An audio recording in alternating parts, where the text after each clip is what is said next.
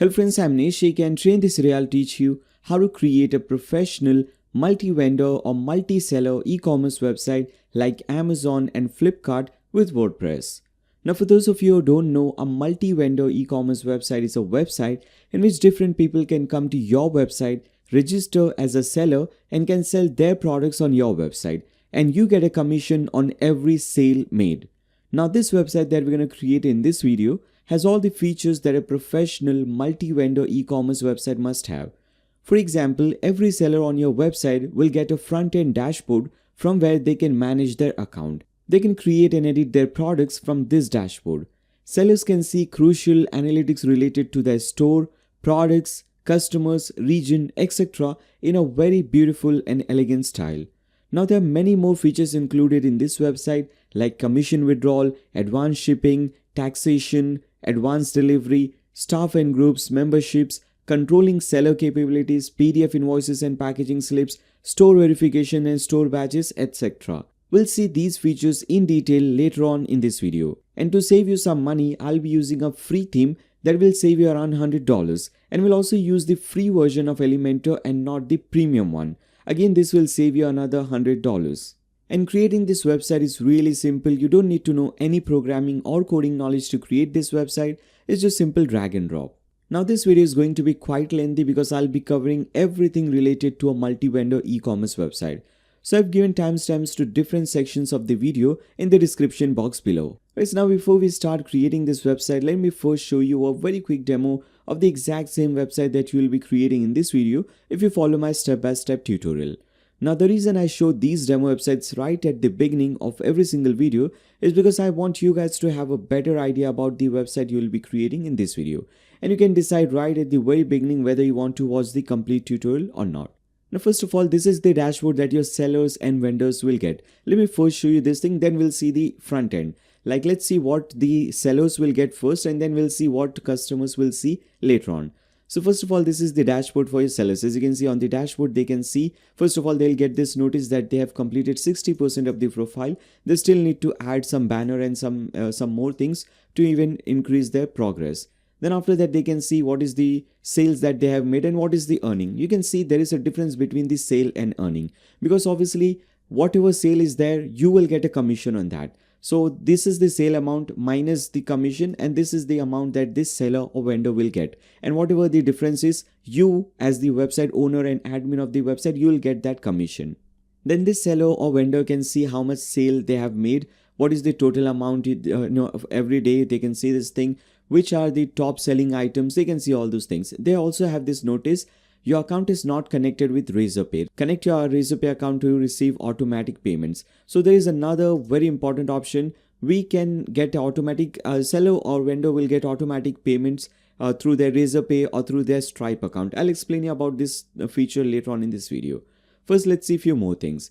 Then they can click on this products option or products tab, and from here they can add a new product or they can edit any existing product. So let's click on products. So here, as you can see, I've created this product over here. If I want to add a new product, I can click on add new product, and after that I can fill in this form. If I want to edit any product, I can click on this edit button, and after that, here as you can see, this is the image. If I want to change the image, change the title, what is the price of 2500 rupees. If you want to give some discount, you can do that thing as well.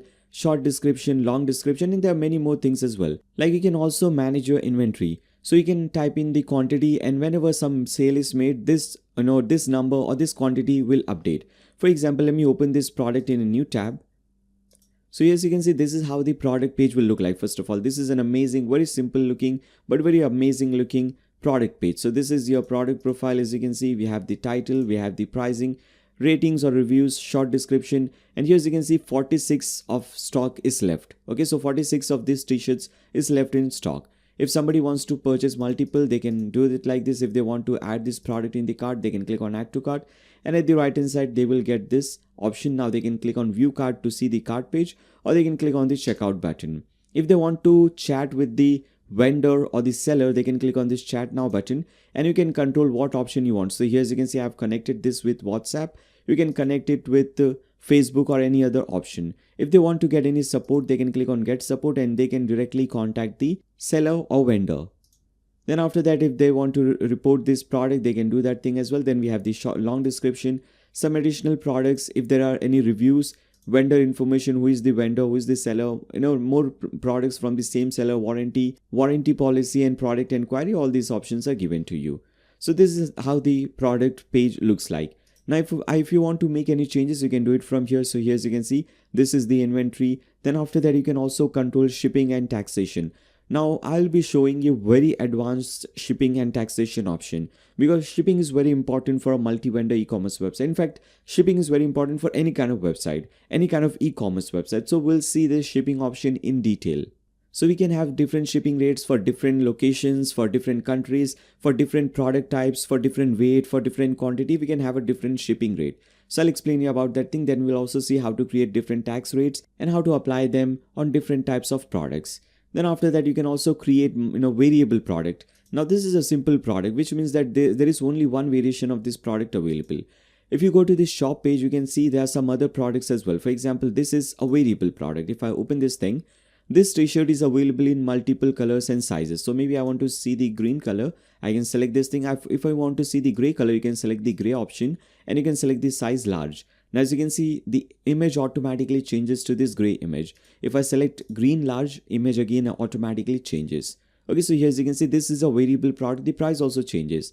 Like the green t-shirt large size is 50 rupees or $50. If you select gray t-shirt large size, this is 60 rupees or $60. Whatever currency you want, you can set your currency.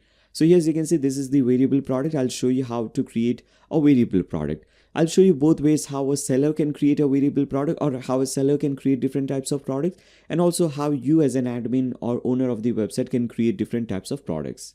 Then again, if you want, you can also add some wholesale pricing option. If you purchase this, at least 10 minimum quantity of 10, you can get this for wholesale price of 1400. So instead of the regular price, which is I guess 2500, you can just get it for 1400 if you purchase in wholesale. Then after that, you can also advertise this product. Like we have this feature on Amazon and FlipKart. So they have their own advertising option or advertising agency. So if you want to advertise your product or if you want to promote your product on Amazon and FlipKart, they have different plans. You can select a budget, and after that they will promote your product. Similarly, we have that option over here, advertise product. If any seller wants to advertise their product or promote their product, you can create these kind of option, like for 10 days they will have to pay like $15, anything like that, and they can select this option and they can advertise their products. So this option is also available. Now if they get any orders, they can click on orders, and here as you can see, now we have added so many options. Like if they want to download the packaging slip and invoice, they can just click on this thing. The packaging slip and invoice will automatically be created for them. Here as you can see, everything is calculated, order number, address, and everything is automatically added. Similarly, if they want to get this option, if they click on this option, they can get the packaging slip as well. They don't have to create your sellers. This will save a lot of time for your seller. So very important. So they can simply take a printout and stick this thing on the package. So this is the packaging slip and also the invoice. Now we also have many more options. For example, this order, as you can see, I've shipped this order. This order is basically completed, and these two are still in processing. I have to ship this order or I have to deliver this product.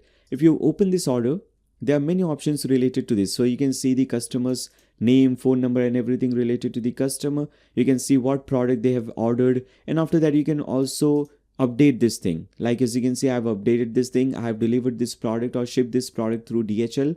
Then after that, I'll give the tracking number and everything to the customer, and the customer who has placed this order, they can see the timeline of this product. So as you can see, this is the timeline of the product. Okay, so this is how this thing works. In fact, let me do one more thing. Let me open this website in a new window and let me show you how this is how your seller will see, this website. Let's see how a customer who has placed this order will see this thing. So whenever a customer places an order on your website, first of all, they will get this page. Thank you for placing an order. They will get order details, like this is your order number, this is the date, this is the price and everything. Now they can go to this option, dashboard option. Now there are two different dashboards. One is for seller and one is for customer. This is for customer. Very simple dashboard. They can go to orders. They can see, okay, this product is shipped. They can click on the order number and they can see they can track the order like this. Just like it happens in FlipKart and Amazon. Here as you can see, this product, they can track the product as well. And after that, if they have any problem, if they want to get support or if they want to refund or replace this order, they can do that thing as well. I'll show you how that is done later on in this video. Then after that, we have many more options, like sellers can create different coupons. They can give some discount. For example, I've created this coupon summer 10. If somebody enters this coupon code, they will get 10% discount. They can also select delivery time. So here, as you can see, I have three different deliveries. So sellers, this will again save a lot of time for the seller. They can just click on this delivery time. They can see the calendar. They can see that I have to make a delivery. They can see that I have to place this order. I have to give this order to DHL at this time, 10:30 a.m. Okay, so they can see this calendar as well.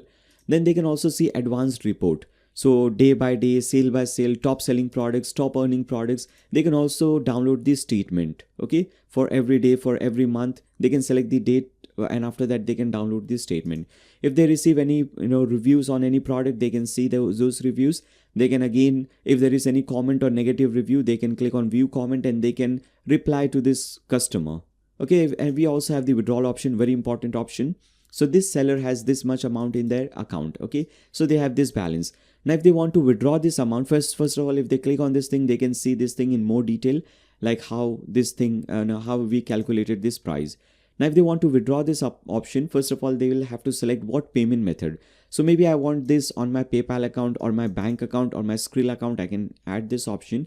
And after that, I can click on request withdrawal. I can type in the amount and where I want to receive it. I'm getting only PayPal option because I've not entered the bank transfer details and Skrill details, as you can see, because that is the reason why I see the setup button. So once you enter those details, you can select where you want to receive this payment, click on submit request. And after that, what happens after that, what is the process? Again, I'll explain you later on in this video. Then we have a few more options. We have the return and warranty options and many more options actually. So if you see, we have the payment option. They can select the payment option. They can have the verification option. So if you want to verify your sellers and vendors, you can ask them for ID verification, for phone verification. I'll explain you how the phone verification works. You can ask for address verification, so they can upload some some documents or something like that, and you can verify whether it is legitimate or not. Again, for company verification as well. Then we have the delivery time. They can select what delivery time they want. Okay. And shipping option, again, I'm saying we'll be seeing shipping in very advanced. So let's not see this thing right now. Then we have the return and warranty option. So if they want to give any warranty, they can select how much, what is the length, what is the time period for warranty, like 3 months, 1 month, 30 days, whatever the warranty period is. Now this was the dashboard. This is basically what your sellers will see. Now let's see the front end. Let's see the website, main website. So this is the front end of this website. Here, as you can see, amazing, beautiful looking website. And this is creating using a free theme and also a free page builder. Okay, so the designing part is all free. You can see this is how it looks like. If you want, obviously, you can change the designing and everything. These are, as you can see, different sections. So if somebody wants to purchase t-shirts, they can click on view all and they can see all the different t-shirts. Okay, so we have this option, we have this section, featured products. Okay, so whenever somebody advertises their products will be featured on the home page. I've just explained you in the dashboard page that if somebody wants to advertise or promote their products will show on the search page, on the home page, just to get more eyeballs. Then after that, we have the testimonial section and also happy customers. So you can have different images or different Instagram posts wherein they are giving positive reviews to your store or to your products. Then we have this shop page. In this shop page, as you can see, you will see all the different products that you've created. If somebody wants to filter products based on price, like my budget is only maybe 500 rupees. So I'll select 40 rupees between 500 rupees. Then after that, I'll select filter. And now I'll get only, products which are under my budget. Maybe I want only medium size. So I'll select medium. And this is the t-shirt which is available in medium size. So your customers can filter these things. If somebody wants to track their order, they can come back to this page. They can enter the order ID, email address, and they can track the order. Then we'll also see how to create the blog page, contact page, and about page, and few more pages. Basically, we'll make sure that our website is 100% complete. There is nothing missing on our website. Okay, so this was a very short demo of the website that we'll be creating in this video. I hope you guys like the demo website. Now, if you like this demo website and if you want to create this website, make sure to watch the complete tutorial. And before we proceed further, make sure to subscribe and click on the bell icon so that you don't miss any future notifications. If you like this video, give a thumbs up to this video, share it with your friends on Facebook, Twitter, WhatsApp, whatever social media platform you use. And throughout the video, if you have any doubts, any comments, any suggestions for me, you can always leave them in the comments section below. And now, let's start creating this website. For us now to create any kind of website, whether it's an e-commerce website, a simple blog or a business website, any kind of website, we need two basic things: a domain name and a hosting account. A domain name is simply the name or the URL of your website. For example, blogdot.com, youtube.com, amazon.com, flipkart.com, all these things are different domain names. So we'll also have to register a domain name on the internet so that whenever someone wants to visit your website, they can simply type in this domain name in the browser URL bar and they can land on your website. Now the second and the most important thing is your website's hosting. Hosting is basically a computer or a server wherein your entire website is saved. So if you see this website from top to bottom, all the different media files, all the different pages, products, everything, this database of this website, in fact this entire website is saved in a server, and that server is running 24/7. So that whenever someone wants to visit your website from any particular country at any given time, they can always see your website live because your server is always up and running. Now hosting is the most important thing about your website because everything related to your website is directly or indirectly dependent on your hosting. So your website speed, your website's performance, the user experience on your website, and even your website's ranking in Google search results is totally dependent on your hosting. So if you've selected a good and reliable hosting, your website speed and performance will be amazing. User experience on your website will be pretty good. Your website will have better ranking in Google search results and different search results. And with that, it will be very difficult for anybody to hack or attack your website. And obviously in contrast to that, if you select a cheap and crappy hosting, obviously everything will be opposite of that. Now there are literally thousands of different hosting providers available in the market, but unfortunately only a handful of them are really good enough to consider. And also we want a very affordable but at the same time a very good and reliable hosting. Now for that you can do one thing: you can open a new tab and type in blogdot.com/hostinger. In fact, you don't even have to type in this thing. This link is also given to you in the video description below. So you can simply click on that link and you should be redirected to this page. Now here as you can see, this is the WordPress hosting. We'll be using the managed WordPress hosting, not the regular hosting. So if you just go to hostinger.com, you will be redirected to this website. Okay, the regular hosting. We don't want to use this regular hosting. We want to use the WordPress managed hosting because we'll be using WordPress CMS, WordPress software basically. So if you click on hosting, you can see WordPress hosting. Okay, so this is what we want to use, WordPress managed hosting. Again, you don't even have to do all this thing. Just click on that link and you will be automatically redirected to WordPress hosting. Now, if you scroll down, you can see they have a very positive review and ratings on Trustpilot. Then if you scroll down, you can see there are 4 different plans available: WordPress Pro, Business WordPress, WordPress Starter, and Single WordPress. Now for most of you guys, I would recommend you to start with this plan, WordPress Starter. Here as you can see, for just $250, $2.50 per month, you can start this option. And with this, you're getting so many amazing features. Like you can create up to 100 websites with this single plan. So basically it means that today you're creating this multi-vendor website. Tomorrow maybe if you want to create a blog or a business website or a membership website, any kind of website, again you don't have to purchase a new hosting plan.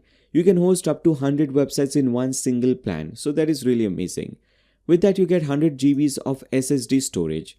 Now let's see how much storage do we actually need. So if you see this multi-vendor website that I've created over here with multiple pages, products and everything, this website size is hardly 200 MBs. So even if your websites get really popular, really big, like you have thousands of different products on your website, still your website size will not be more than 1 or 2 GBs. So you don't have to worry about that. You're getting more than enough space and storage over here. And most importantly, this is SSD storage. Okay, so they're using the SSD server to host and store your website. Now normally most of the hosting providers use the HDD server, and HDD is very slow, very laggy, and here they're using this super fast SSD storage and SSD servers to store your website. Now if you compare both SSD and HDD, SSD server which is used at Hostinger is at least 30 to 40 times faster as compared to the regular HDD server. So this is really amazing. Then with this you can also create a free business email account. You get free unlimited SSL certificate. So if you see my demo website, you can see this thing. We have this lockpad over here. If you click on this thing, it says that connection is secure. So for an e-commerce website, SSL certificate is compulsory. Normally you have to purchase it, but here you're getting it for free. Then we also get free domain name. So whatever domain name you want to purchase, you can get it for free. We get unlimited bandwidth. So there is no upper limit on data storage or data transfer per month. Many hostings have a upper limit, like you can transfer up to 100 GBs per month, but here there is no such limit, unlimited bandwidth. Then after that we also get manage WordPress, WordPress acceleration. As I said earlier, because this hosting plan is specially crafted for WordPress websites, you get Lightspeed web server, which is based on server. So it basically they're using server based caching to improve your website speed and performance. Again, after that, there are so many other features available. I don't want to waste a lot of time over here.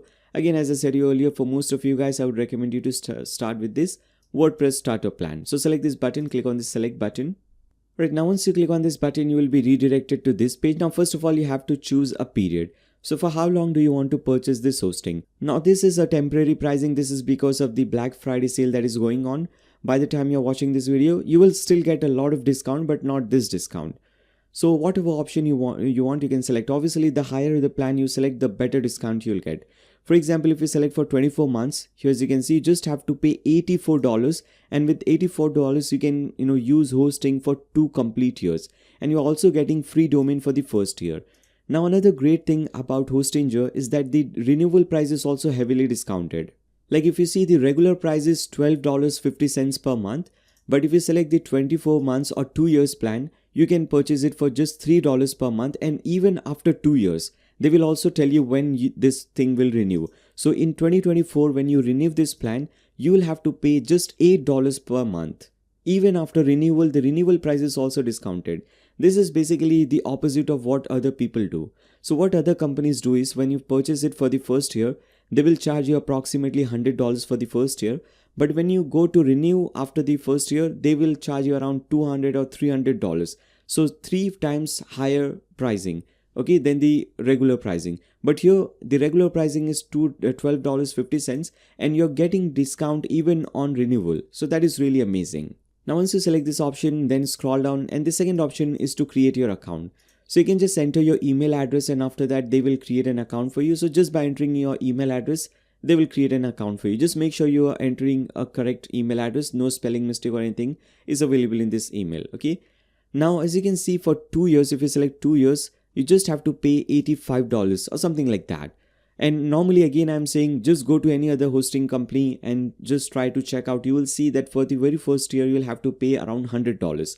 So for 2 years, you're paying less than what you have to pay for 1 year in other companies, which is really amazing. And you will get even more discount if you enter my coupon code. So you click on this option, have a coupon code, and enter this coupon Nayyar, Nayyar, and click on apply. Now here you'll see even more discount will be added. So here instead of 85, now you have to pay just $78. And you will see a lot of payment options: PayPal, Google Pay, Alipay, CoinGate, or if you want, you can also make payment through your credit card, debit card, or your ATM card. Now, if you're watching this video from some other country, for example, if you're watching this video from India, you'll get many more options. Like you'll get Google Pay, you'll get UPI payment, you'll get Paytm option, you'll get net banking, a lot of payments option like that. So based on your country, you will see even more payment options. Right, so now once you fill in all this option, after that you can click on submit secure payment. Just make sure whatever email address you have entered over here, just make sure to remember this thing, because this is going to be your login email ID. So make sure you remember this email address, whatever you have entered over here. Now once you enter all these things, just click on submit secure payment. Right, so now once you click on that button and once you make the payment, you will see this page, and here it will say your payment is successful. And once your payment is successfully done, you will now be automatically redirected to a new page. Now if you remember, in the previous step we have entered the email address, and in this step we have to set the password. And make sure whatever password you enter here, it is a strong password, which means that this password has letters, it has numbers, special characters like asterisk signs, hashtags, forwards, backwards, slash, something like that. So make sure you have a strong password selected over here. And again, make sure to remember this password as well. So remember whatever email address you have entered in the previous step, and remember this password. This is going to be your login email and password. Now once you enter the password, just click on this confirm button. Now once you click on that confirm button, you will see this page, the hello page. This is basically just a welcome page for you. You don't get any option, you just get this button over here, start now. So just go ahead and click on this button, start now button. A new process will start for you. First of all, they will ask you whom you're creating this website for yourself, for a client, or for a company you work for, or for somebody else. Now based on your situation, you can select any option. So I'll select myself. Then after that, they will ask you what type of website are you planning to create: a business website, blog, portfolio, online store. any type of website. You can again just select any option from here. I'll select a business website. And again, they will ask you a few more things. So now this is basically just a simple survey, or if you want, you can completely skip this survey. So to skip this survey, you'll see the skip link at the bottom of the screen. Just click on that link and this page will be skipped. Then they will ask you to select a platform. So what do you want to use? WordPress, WooCommerce, or some other platform? Or if you want, you can even migrate your website. So if you already have a website created with some other hosting, and maybe if you're not really happy and satisfied with that hosting, you can migrate your entire website to Hostinger. In fact, Hostinger will do everything for you. You just have to give them the username and password and they will migrate your website for free to Hostinger. But I would recommend you not to select the migrate option from here. There is another migrate option that I'll show you later on. For now, I would recommend you to select the first option, WordPress option. So you'll see this select button, click on that. Now here you have to select, or you have to enter email address and password. Now this email and password is for your WordPress account. So whenever you want to log into your WordPress dashboard or WordPress website, this is the email and password that you'll have to enter. You can enter the same email and password over here as well. Again, make sure to remember this email and password as well. Now once you enter your email and password, again just go ahead and click on continue. Now once you click on continue, you will see this page and here they will show you few pre-made layouts and pre-made templates. We don't want to use this because we'll be creating a different type of website. So again, we'll skip this section as well. So you'll see this link at the bottom, skip, I don't need a template. So click on that button. Now you have the domain name option. So as I said earlier, you'll be getting a free domain name with this particular plan. So if you want to get your free domain name, you can click on this first option, claim a free domain. Just click on this button, select button, and now type in whatever domain name you want to register. For example, I want to register this domain name, nayyar.co.in. So I can type in Nayyar over here. And at the right hand side, you have this domain name extension list. You can select .co.in, .net, .com, .org. Hundreds of different domain name extensions are available. I want to select .co.in, so I'll select .co.in. And after that, we'll click on search. Now this will search whether this domain name is available or not. If it is available for you, they will show you this option that this domain is available. Now you can just go ahead and click on continue and proceed further. Now there is one more option, use an existing domain. Now this is for those of you who have already registered a domain name somewhere else. Maybe like if you have registered your domain name on other website like GoDaddy and Namecheap, and if you want to use that domain name with Hostinger with this account, then you can select the third option, use an existing domain. Now once you click on this select button, here you have to enter that domain name which you have registered or which you have purchased outside Hostinger. So there is a domain name that I have purchased on GoDaddy. I'll enter that domain name over here. That is blocked. So I'll enter that domain over here. Now once you enter that domain, click on continue again. Now in the next step, they will show you that this domain name is registered at GoDaddy or wherever it is registered, what is the current name server and so on. This is not really useful. You can just again go ahead and click on continue and proceed to the next step. Now in this step, they will show you a few things like they will show you your default data center location. If you want, you can change the server location. You have Asia, you have many different data center locations in Europe, in US, South America. So whatever data center location you want, you can select that. So basically you should be selecting data center location based on your target audience. So if your target audience is in India, you can select Asia. If your target audience is in Europe, you can select some European data center location. If your target audience is in USA, you can select a data center location in USA. And after that, you can click on this button, finish setup. And this setup will start, for you. Now, basically what is happening right now is WordPress is getting installed on your domain name. And this is a very small process, hardly takes around 3 to 4 minutes. So let's wait. So yes, you can see this setup is now 100% completed. And now this is the screen that you'll see. There will be few options at the bottom. We don't have to use any one of these options. You have to just click on this Hostinger logo that you see at the top. Just click on that logo and now you'll be redirected to your Edge panel. So this is your Edge panel. Basically, this is your control panel. From here, you will be controlling your websites and hosting. And whenever you want to come to this website in future, you can just type in this link, edgepanel.hostinger.com, and you will be redirected to this page. Okay, so whenever you want to come to your control panel, you can just type in edgepanel.hostinger.com. Now, first of all, let me show you how you can migrate your website. If you already have a website with some other hosting, if you want to migrate to Hostinger, you can select this option, user option, click on migrate website. And here you can click on add request, enter your current details, like what is your current domain name, wp-admin, Okay, you can enter the wp-admin over here, enter your WordPress username, WordPress password, and select the current hosting provider that you're using, and after that click on add request. Then what happens is they will go to your website and they will migrate your website to Hostinger for free. Now once you do that, after that you will see this hosting option, click on that and click on manage. Now once you click on manage, you have to click on this option. You will see this WordPress dashboard option, click on WordPress dashboard. Now once you click on that WordPress dashboard button, this is the page that you'll see. Here as you can see, this will display your username, domain name and everything. So this is the domain that I'll be using, subdomain dokan2.blog. And after that you can see your database name, you can see your PHP version, WordPress version. You can see SSL certificate is already active on your website. And with that you'll also see Lightspeed web server is on and Force HTTPS is also on. Now you can just go ahead and click on this button, edit website. Now once you click on this button, a new tab will open and you'll automatically be logged into your WordPress dashboard. Here as you can see, this is how your WordPress dashboard will look like. Again, I would recommend you to click on this dashboard. At the left hand side you will see this dashboard option. Click on that, or if you don't see any of this option, if you're not able to click anything, just type in this thing, your website name, and after that /wp-admin. Okay, now before I show you the dashboard page, let me again come back to the edge panel. Now as I said earlier, you can host up to 100 websites with this hosting, okay, with this hosting plan. Now we have one website. If you go to websites, we have one website over here, Blogdude. Let's see how you can add more websites in future. Okay, so maybe if I want to add more websites over here, how I can do that? So for that I'll have to click on this option, create or migrate a website. Okay, and after that I'll have to select the create a website or migrate a website. I'll select create a website. Okay, now what option you want to use? We'll be using WordPress, and again you can select WordPress email and password. We have seen all these things just now. So select some email and password for your WordPress account, click on continue. Then we don't want anything like this, so we'll skip this template thing.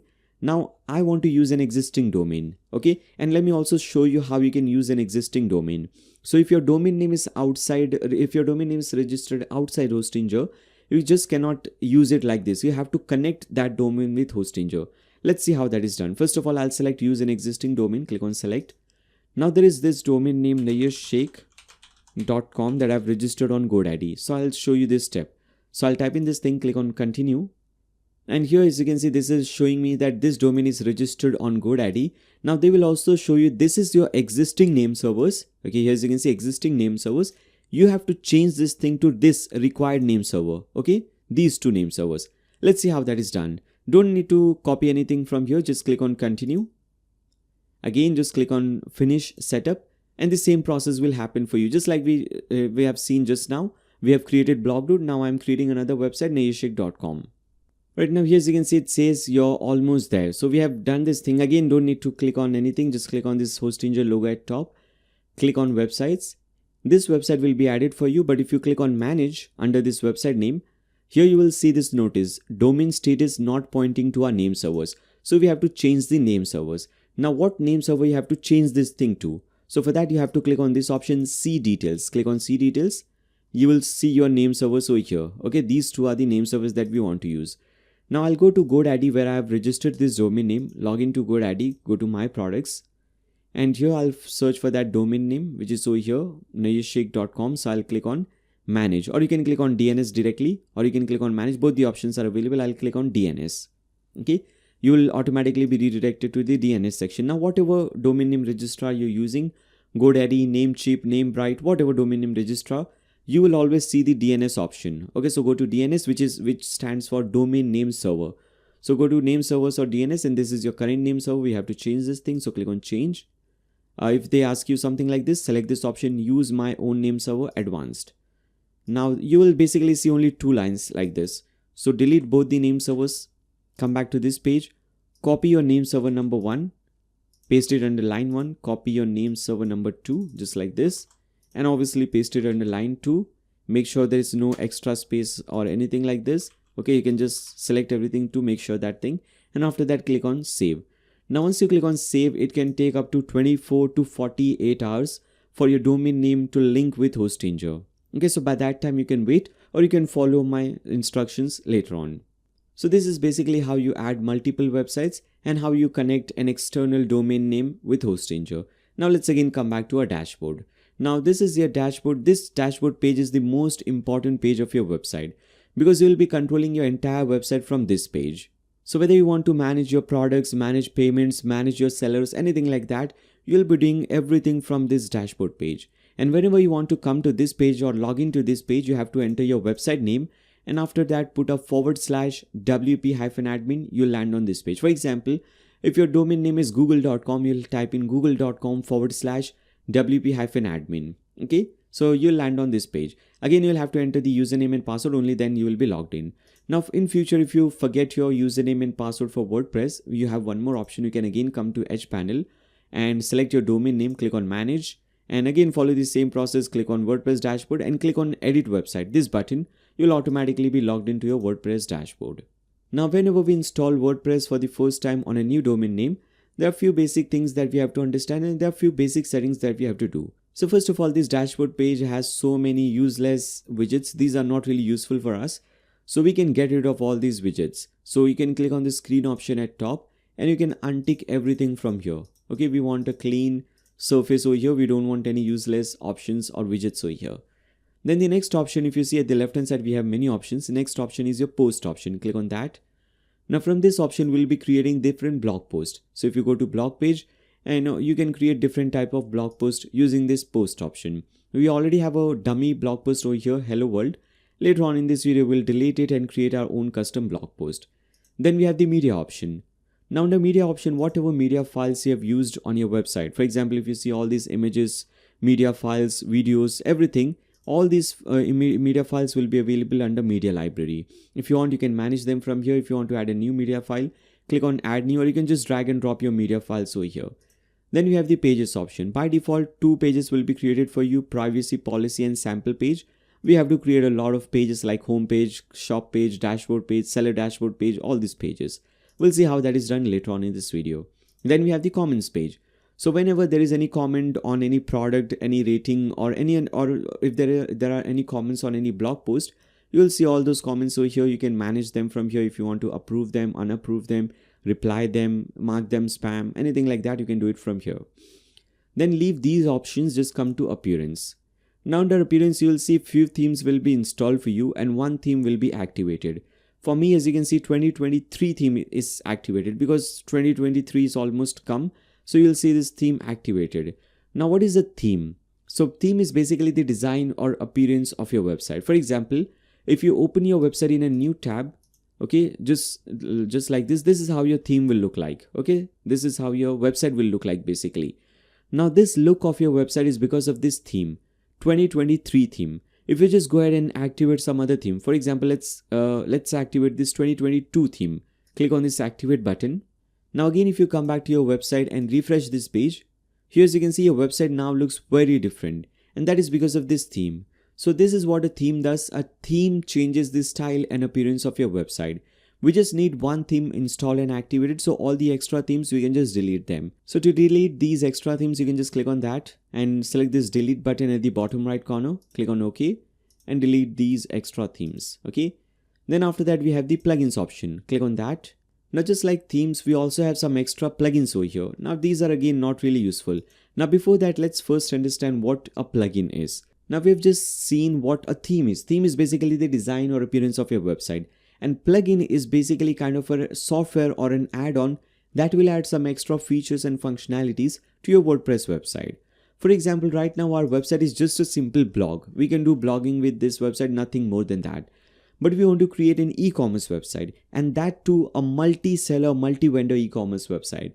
So for that, we'll have to add some extra plugins. For example, we need a plugin called WooCommerce. That plugin will make our website an e-commerce website. Then after that, we'll need another plugin called Dokan. That plugin will make our website a multi-vendor e-commerce website. So that is basically what a plugin does. Well, plugin will add all these extra features and functionalities to your WordPress website. We don't need all these extra plugins, so you can deactivate and delete them. So you can click on deactivate. Or if you want to do it in bulk, you can just tick mark this thing. It will select everything. Now select bulk action, select deactivate, click on apply. All the plugins will be deactivated. Now let's delete all of them. So select this option under bulk action, select delete, and just untick this one. We don't want to delete Lightspeed cache. So remove the tick mark for Lightspeed cache. Rest all the plugins, we want to delete them. So select delete and click on apply. All the plugins will be deleted for you. Now for this plugin, Lightspeed Cache, this is the plugin for caching. This will improve your website speed and performance. But I would recommend you to activate this plugin after you have watched this complete tutorial. So basically after you have created your website, then you can activate the plugin. Okay, so make sure you do that thing at the end of the video. Okay, then after that you see the settings option. Click on that. Now first of all, under settings we have the general settings. So under this you have to give your website some name, some title and tagline. So title could be your website name, your brand's name, your company's name, anything like that. So I'll type in blog dude over here. And under tagline could be, you can describe your website in few words. Okay, so multi-vendor e-commerce website, something like that. Obviously you have to be more specific and more creative in this. Then after that you will see this option membership. Make sure you tick mark this thing. Anyone can register. If you don't tick mark this thing, no one will be able to register as a seller or a customer. We want people to come to our website, create an account, whether customer or seller. So make sure you tick mark this thing. Anyone can register. Then after that, based on your country, select the time zone. I'm from India, so I'll select the Kolkata time zone. If you're from some other country, you can select the time zone based on your country and click on save changes. Then after that, under settings, you will see permalinks. Click on that. And by default, custom structure, some other option will be selected for you. I would recommend you to select this permalink structure, post name permalink structure. So select this thing and click on save changes. Okay, this is the most SEO friendly permalink structure. Now once you do this thing, again come back to your dashboard. And with this we have seen all the basic and important settings related to our WordPress website. Now let's do one thing, let's install all the required themes and plugins. So first of all, let's install a new theme, because right now if you see, this is how your website is looking. We want to change the style and appearance of this website, and we want to convert this into something amazing and beautiful like this one. Okay, this theme is specially made for e-commerce websites, so we want this theme. So to download this theme, to install this theme, you have to click on appearance at the left hand side. Now click on add new to add a new theme. Now under search themes, you have to search for Woostify. I think you have this theme over here. Let's search for that. Here it is. As you can see, Woostify theme. You can simply go ahead and install this theme. And once it is installed, you can click on this activate button and this theme will be activated obviously. Now we can also delete this 2022 theme or 2023, whatever the theme is, you can delete this theme as well. We just need one theme installed and activated. And make sure you will always enable auto updates for themes and plugins. Okay, so as you can see, the current version is 2.1.6. So in future, whenever new version comes 2.1.7, it will automatically be updated. So make sure you always enable auto updates.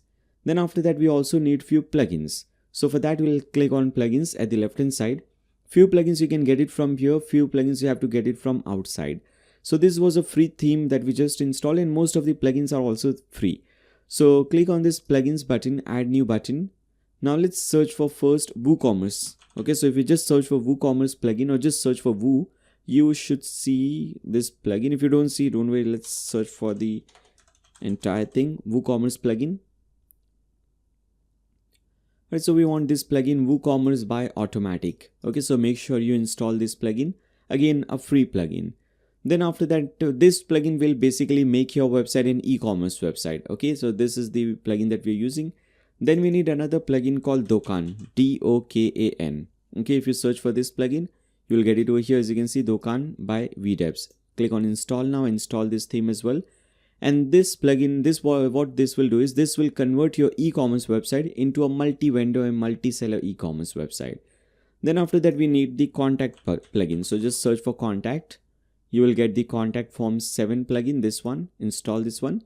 This will help you to create different contact forms for your contact page and some other pages. Wherever you want to use a contact form, you can use this plugin for that. Okay, contact form 7. This is also obviously a free plugin. So if you see this contact page over here, we have used this form. This is created using that plugin, contact form 7 plugin. Then another plugin that we need is PDF invoices, WooCommerce PDF invoices and packaging slips. If you just search for PDF, you will see PDF invoices and packaging slips for WooCommerce. Okay, we want to install this one. This is by WP Overnight. So make sure you install all these plugins. Now before we activate them, first of all, let's actually come back over here, plugins. You can see we have installed all the plugins. Right now, don't activate them right now because we need 2 more plugins.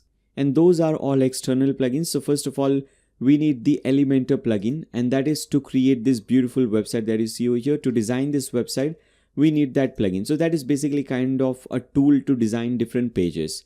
And to install that plugin, you have to open a new tab and type in blogdude.com/Elementor. Again, you don't even have to type in this thing.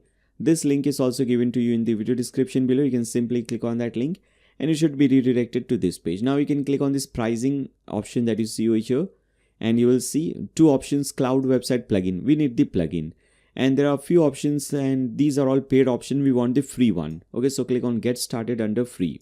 Click on this button, get started button, and they will ask you a few questions over here. This is just a simple survey. You can fill in this survey. Right now, because I'm using the pro version, I'm automatically redirected to this page. So what I'll do is I'll open this link in a new private window or in a new incognito window. You don't have to do this thing. You have to open it in a regular window. Because I'm using Elementor Pro, sometimes it creates a problem for you. So click on that link, blogdude.com/Elementor. Now click on pricing, plugin, and use the free plugin. So click on get started. Now they will ask you to sign up or to create a new account. So just enter some email and password and create a new account. Or if you want, you can click on sign in. If you already have an account, just sign in. So just enter your email and password and click on create account. They will create a new account for you. Now once you sign up or sign in again, they will ask you a few questions. This is also a simple survey, so we can skip it. You will see the skip link at the top right corner. Click on skip. Again, just click on skip and skip this thing. Okay. Now you will see this option, scroll down at the very bottom and you will see Elementor for free. Click on continue, and now we can download the free plugin.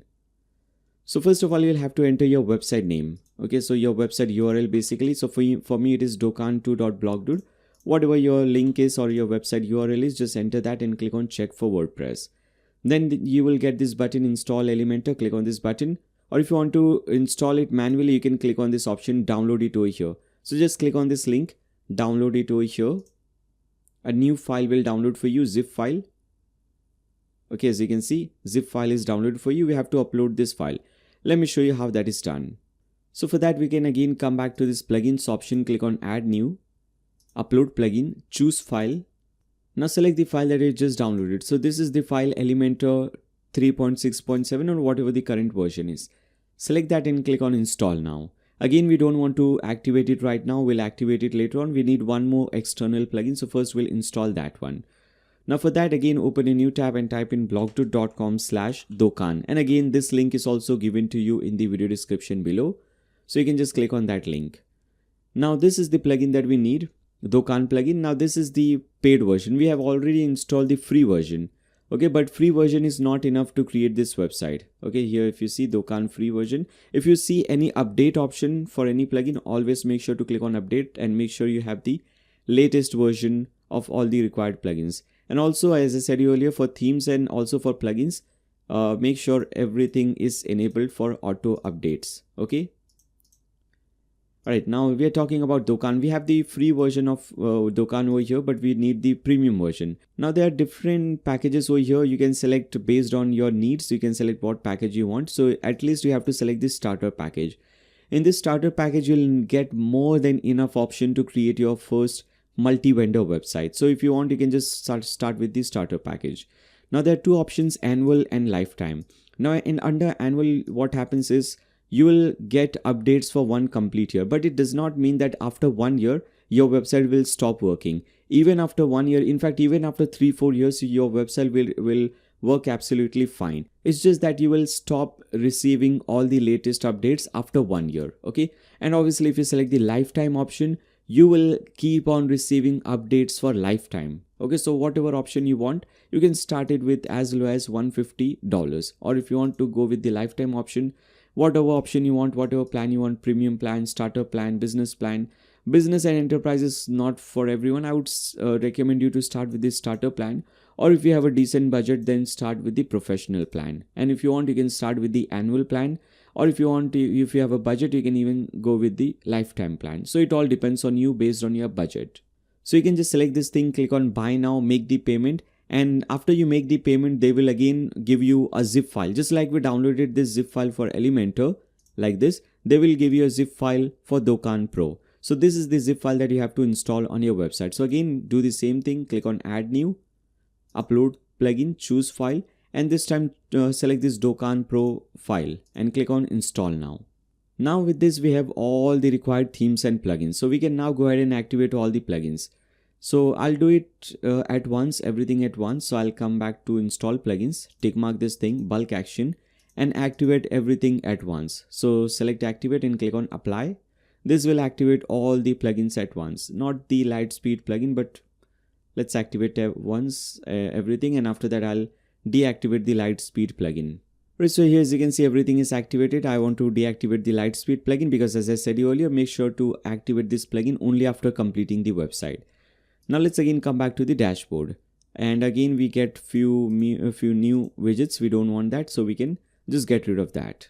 Now because of these new plugins, we have so many different new options at the left hand side. Here as you can see WooCommerce, products, analytics, marketing, Dokan, contact. This is all because of all the new plugins that we have installed. Now first of all we have to do e-commerce related plugins, e-commerce related settings, that is under WooCommerce. So hover over WooCommerce and click on settings. Now this is related to your e-commerce store, basically your website or your store. Now here you have to select what, first of all we have the general settings. So your store address, where your business or your store is based. So I'll type in A123, some street name, right, in Mumbai. And after that you have to enter your country and your state name, okay. And after that your postal code or your pin code or your zip code. Okay, enter that over here. Now which all countries you will be selling to. So if you want to sell to one specific country, you can select this option, sell to specific countries, and you can search for that country. For example, I'm planning to sell only in India. Okay, so obviously you should start small and after that you can expand. So maybe I want to start only in India, or maybe if you want to start with 2 or 3 countries, then you can type in those names. For example, I want to start with India and United States. Right, so here as you can see I'll be selling to these 2 countries. Now if a person is coming to my website and if they are not from these 2 countries, they will not be able to purchase things on my website. Okay, so that is the reason why this is used. Or if you want to sell to all countries, if you are able to ship and deliver products to all the countries, then you can select sell to all countries. Then after that make sure to enable taxes and calculation, because obviously we'll be using taxes. We'll see how to enable GST and all. Then for currency, by default US dollar is selected. If you want, you can select some other currency. For example, I want to select Indian rupee. Then for thousand separator in India we use the comma, and for decimal separator we use the full stop. So based on your country, thousand and decimal separator, you can select that thing. Then after that we have the products option or products tab. Click on that.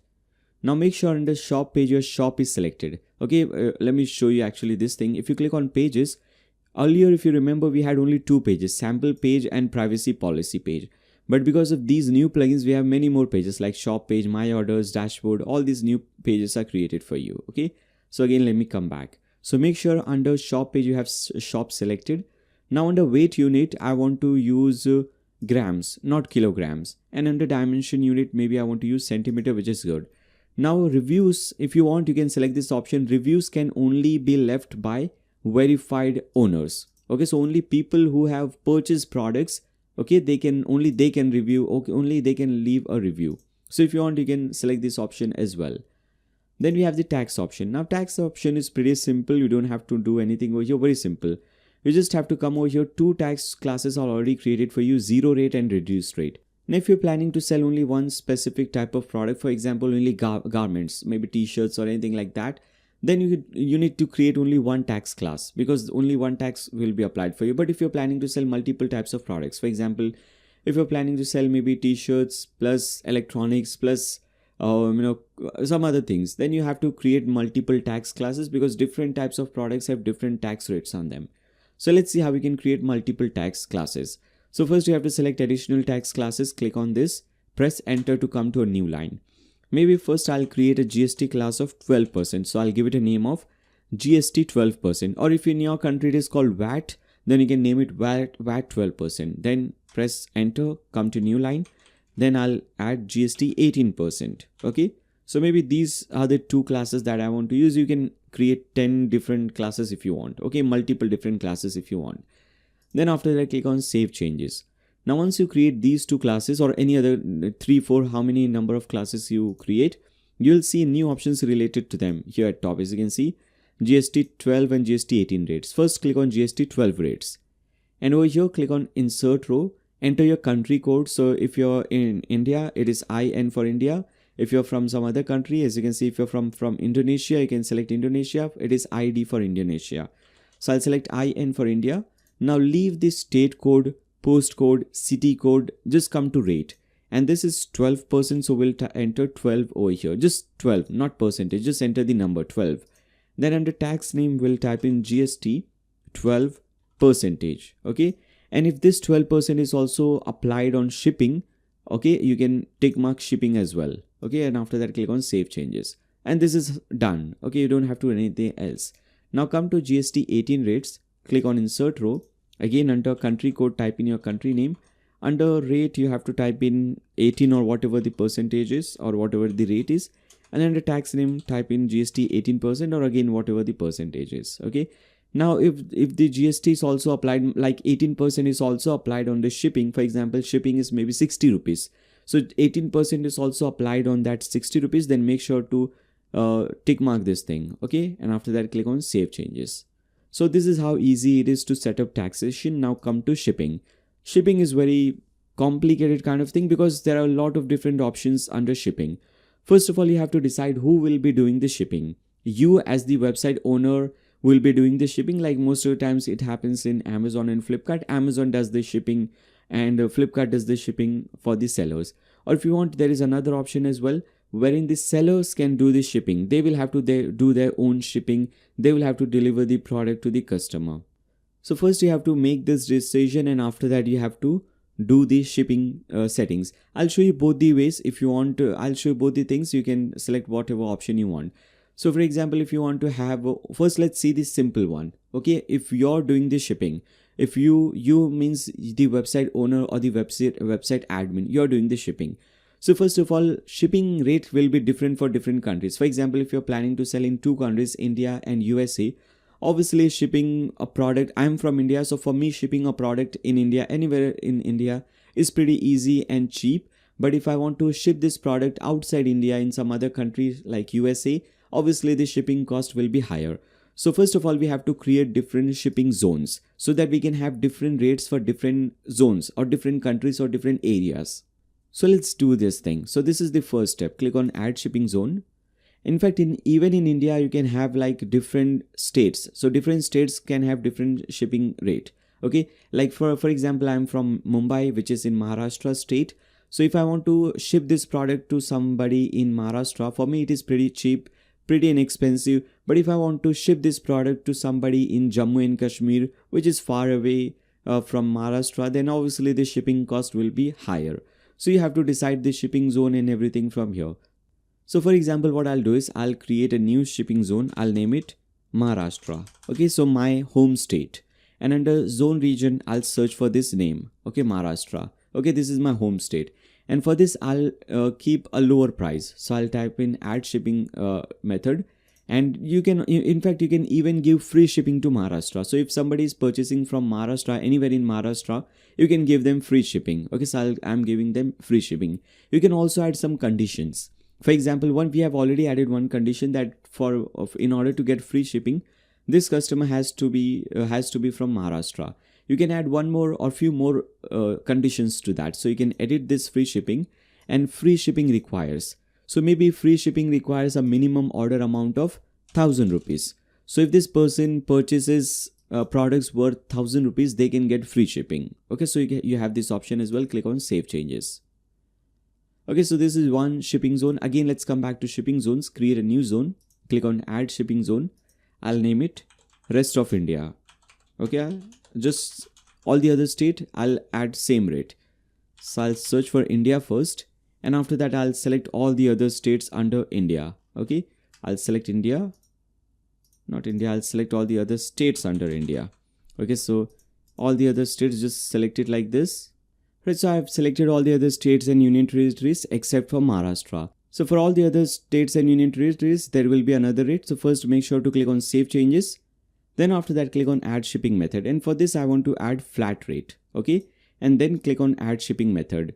Now for this, we'll add maybe 60 rupees. Okay, which is like the normal cost. If you go to any shipping provider, DHL, FedEx, If you go to their website, if you if you try to calculate the shipping rate, it will be approximately 60 rupees to ship your products anywhere in India. So it is pretty cheap, less than $1. Okay, so this is the setting that you have to do, and click on save changes. Now there is one problem with this thing though. If you just select 60 rupees over here, then if a person is purchasing maybe one t-shirt, for example, if a person is purchasing this t-shirt, one quantity, they will have to pay 60 rupees. But if the person is also purchasing 100 different t-shirts, still they will have to pay only 60 rupees. So there is one problem with this cost. So to fix this thing, we have to add this formula. If you hover over this question mark, you will get this formula 10 into quantity. So 60 rupees, so I'll type in 60.00, give a space, asterisk to multiply, then again space, and under square brackets I'll type in QTY for quantity. Now it will be 60 rupees into whatever the quantity is. So if a person is purchasing 3 t-shirts, 60 into 3, 180 rupees. Okay, so that is what the cost will do. So this is how you can fix it. Again, I'm saying if you hover over this question mark, you can get the formula. Now I can click on save changes. So this is fixed. Now there still could be one problem. Now if you're planning to sell multiple types of products, for example, if you're planning to sell t-shirts, and with t-shirts you're also planning to sell maybe refrigerators. Obviously the shipping cost for t-shirt will not be same for shipping cost for refrigerator. It will be very different. So to fix this thing, we have to create different shipping classes. Okay, so let's see how that is done. So for that you have to click on shipping classes, and you have to add multiple classes. So click on add shipping class. Maybe this is t-shirts or shirts. Okay, I'll just add shirts, or maybe garments. Okay, I'll just add garments. Click on add shipping class. This is for refrigerators. Okay, and maybe you can add few more shipping classes, and after that click on save shipping class. Again, if you come back to shipping zones, and if you edit rest of India, and if you edit this flat rate, you will see things have changed over here. First of all, under cost we have this formula. We don't want anything under cost, so delete this thing. In fact, I would recommend you to cut this thing. So select this, press Ctrl X to cut this thing, and paste this thing under no shipping class cost.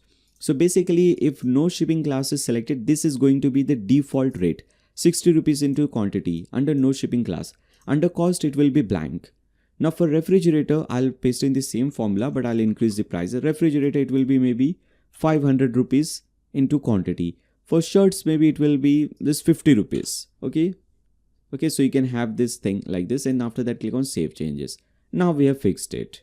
Now till now, whatever setting we have seen for shipping, this is when you as the admin or owner of the website is doing the shipping or delivering the product to the customer.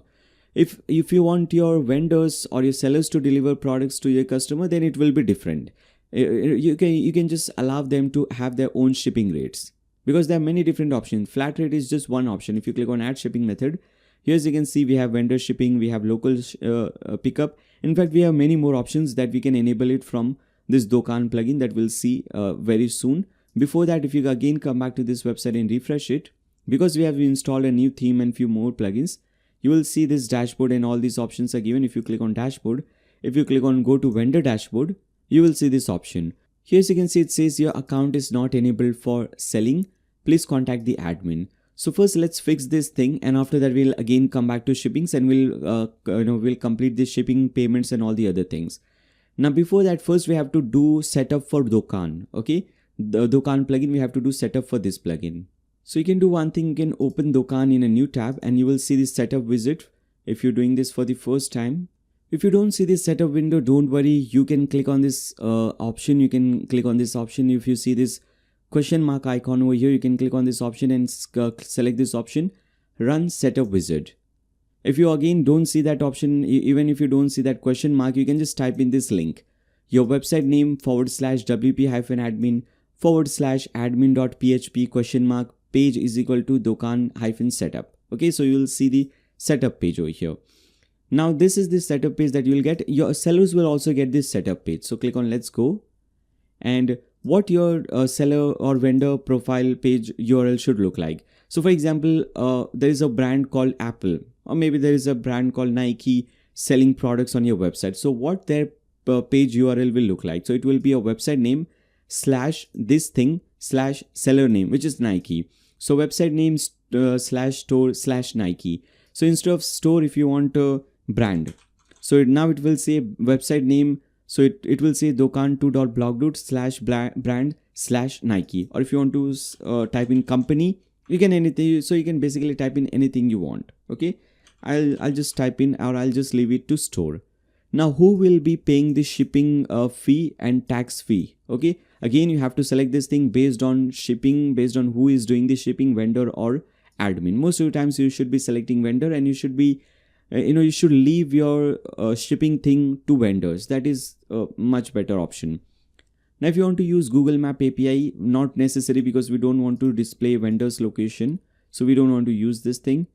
And selling product types, both, yes. Now click on continue.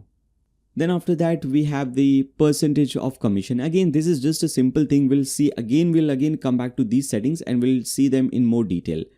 First of all, do you want to enable new vendors to start selling?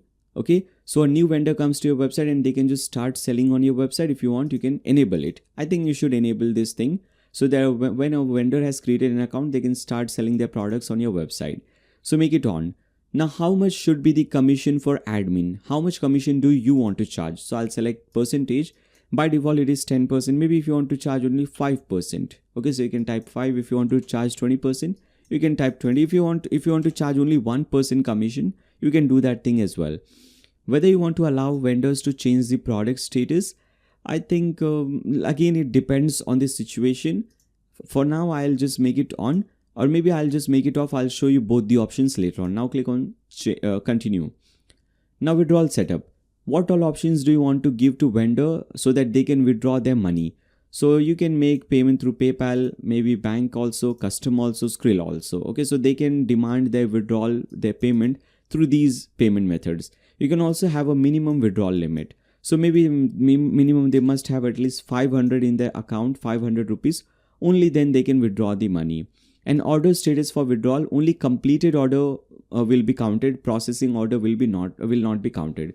So only orders that are completed, only on those orders they can ask for withdrawal. Okay, so they can ask for 90%, 95%, whatever their commission or whatever their percentage is, they can ask for that withdrawal, at least if they have 500 rupees in their account. Now click on continue. Now they will recommend you a few extra plugins. We don't want them, so you can just untick and click on continue again, and you're done. Now you can again click on go back to WordPress dashboard. Then after that, we have to do one thing. We have to enable all the important modules, whatever modules you want to use. Let me first refresh it. So if you hover over Dokan, you will see the modules option. Okay, so under this we have many options. For example, if you want to create an auction website, you can enable the module. So I don't want that. If you want to have a color scheme customizer, obviously we want that, so that we can change the color of this dashboard thing. If you refresh this thing again, as you can see, instead of this black, we have another color, and we can change few more colors. Okay, I'll show you that thing. Delivery time. Let customers choose their order delivery date and time. So customers can choose at what time they want their order to be delivered. So you can have this, if you want this feature, you can have this option. Razorpay payment gateway. If you're from India, this is one of the best payment gateways, Razorpay. Make sure you enable this thing. Elementor, yes, we'll be using Elementor, so you can enable this thing. EU compliance field, make sure to enable this thing as well. Live chat, yes, we want live chat. I have shown you this thing. People can come, they can, if they go to any product page or any vendor's page, they can have that chat with WhatsApp or chat with Facebook. You can have that option. So we want live chat, so make sure you enable this thing. Then geolocation also, if you want, you can enable this. Then follow store. People can follow any store. First of all, if you see, this is the live chat. You have this chat now option. We also have this WordPress. We have this, WhatsApp icon at the bottom right corner. Okay. Then after that, what we were talking about live search. We want this option, obviously. Then Mango Pay, this is some option, some payment gateway. If you want to enable this thing, I don't know about this payment gateway, but if you want to enable this thing, you can enable it. You can also enable minimum and maximum quantities. This is for product management and order management. So you can set a minimum or maximum amount or quantity of purchase or amount for the product of your marketplace. Okay, so you can enable it if it is useful for you. We obviously want WooCommerce product add-ons so that people can create different types of products. Then let's see. PayPal, obviously we want PayPal marketplace and also PayPal adaptive payment. So with PayPal adaptive payment and with Dokan payment, Dokan Razor Pay payment, what happens is, if a person is making purchase with Razor Pay, for example, if a customer comes to your website, they purchase this t-shirt, and this t-shirt is maybe some seller is selling this t-shirt. So when the person is purchasing this t-shirt, if the t-shirt price is maybe 100 rupees, the product price will automatically be divided. If you're getting, for example, if you're charging 10% commission, automatically 90% of that amount, that is 90 rupees, will automatically go to the seller, and 10 rupees, that is your commission, 10%, will automatically come to your account. Okay, so you don't have to do it manually. You don't have to split the amount or split the money manually. Automatically this amount will go to respective accounts. So if you want that, you have this option, but if you want to do it manually, just to be extra careful, I'll show you both the ways, how you can do it automatically and how you can do it manually. Then after that, product advertising, very important, so make sure to enable this as well. Then product inquiry, again important. If somebody wants to inquire for any product, they can have this option. Product subscription also is important, so you can have subscription. So basically you can create different plans if you want subscription. You can enable rank math, SEO, report abuse. Yes, we want to select, if somebody is selling some fake product, people can report that thing. Request for quotation is not important, so we'll leave that thing. Ship station, I think it is a startup in Bangladesh, if I'm not wrong. In India, we have ShipRocket. So I think Ship Station is very similar to ShipRocket if I'm not mistaken. So if you're from that country, you can have this. Then we have seller verification. I think we can, let's see whether we can do it. Yes, we can do it in bulk. We don't have to do it one by one. So return and warranty request, we want to enable it. Seller verification, we want to enable it. And single product, multiple seller, not recommended. Store reviews, store support, table, rate shipping, very important. Stripe Express, Stripe Connect. Okay, I accept credit card payments and allow your sellers to get automatic split payments in Dokan via Stripe. Okay, so this is what I was talking about. Automatic money is split between the seller and the website owner. Then vendor analytics, vendor import and export, staff manager, wholesale, vendor verification, vendor subscription, Wirecard, another payment, and booking. We are not creating a booking website, so I'll not enable this thing. Okay, so 14 options selected. I want to activate all 14 modules. All right.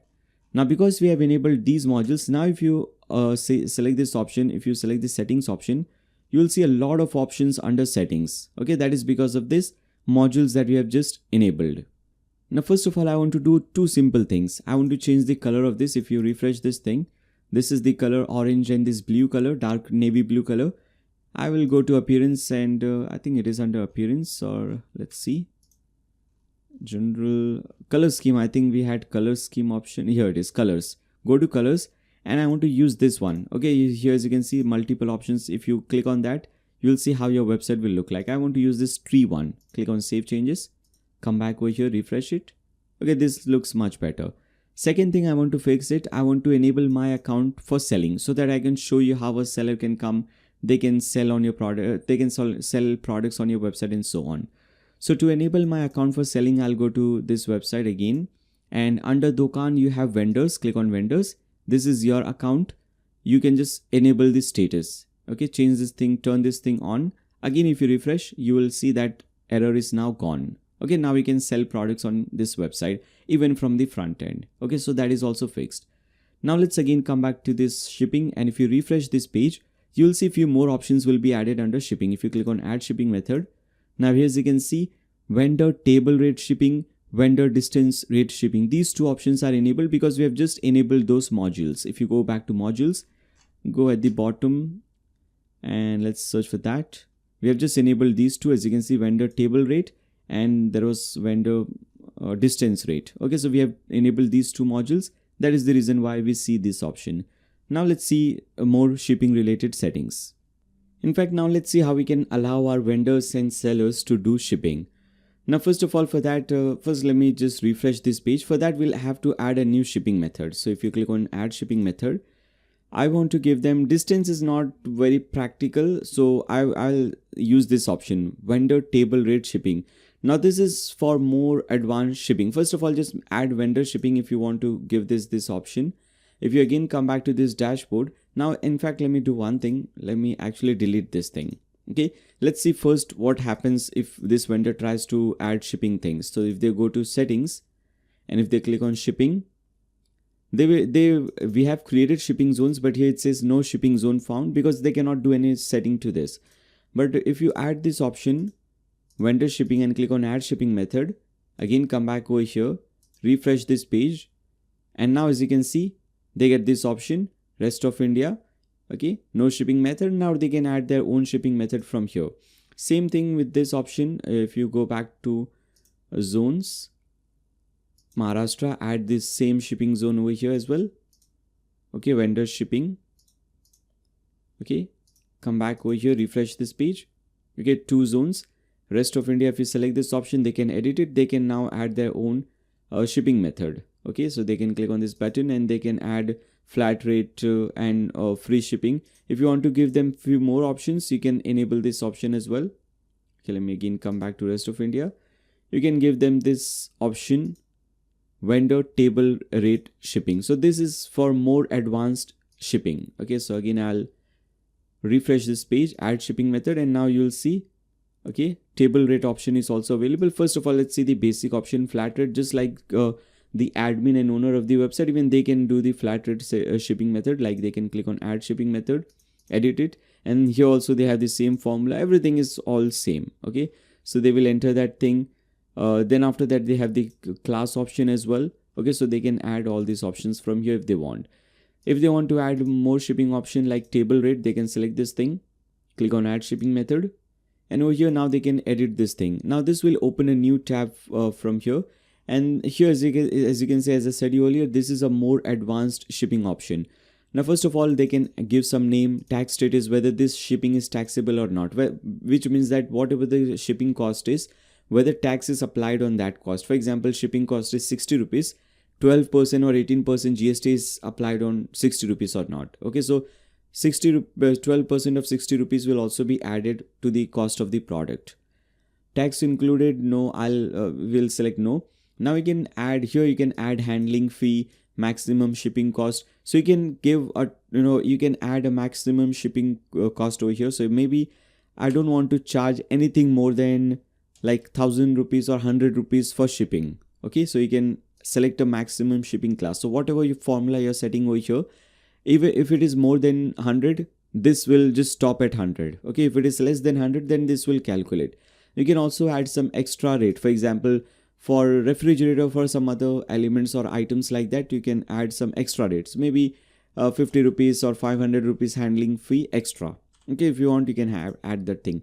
Now, what type of calculation do you want? Per order, calculation rates per line, per item, per shipping class. You can select this option. So if you select per shipping class, then you can select this option from here, handling fee per shipping class, minimum cost per shipping class. Okay, you can select this option. Or if you select per item, then it will be per item.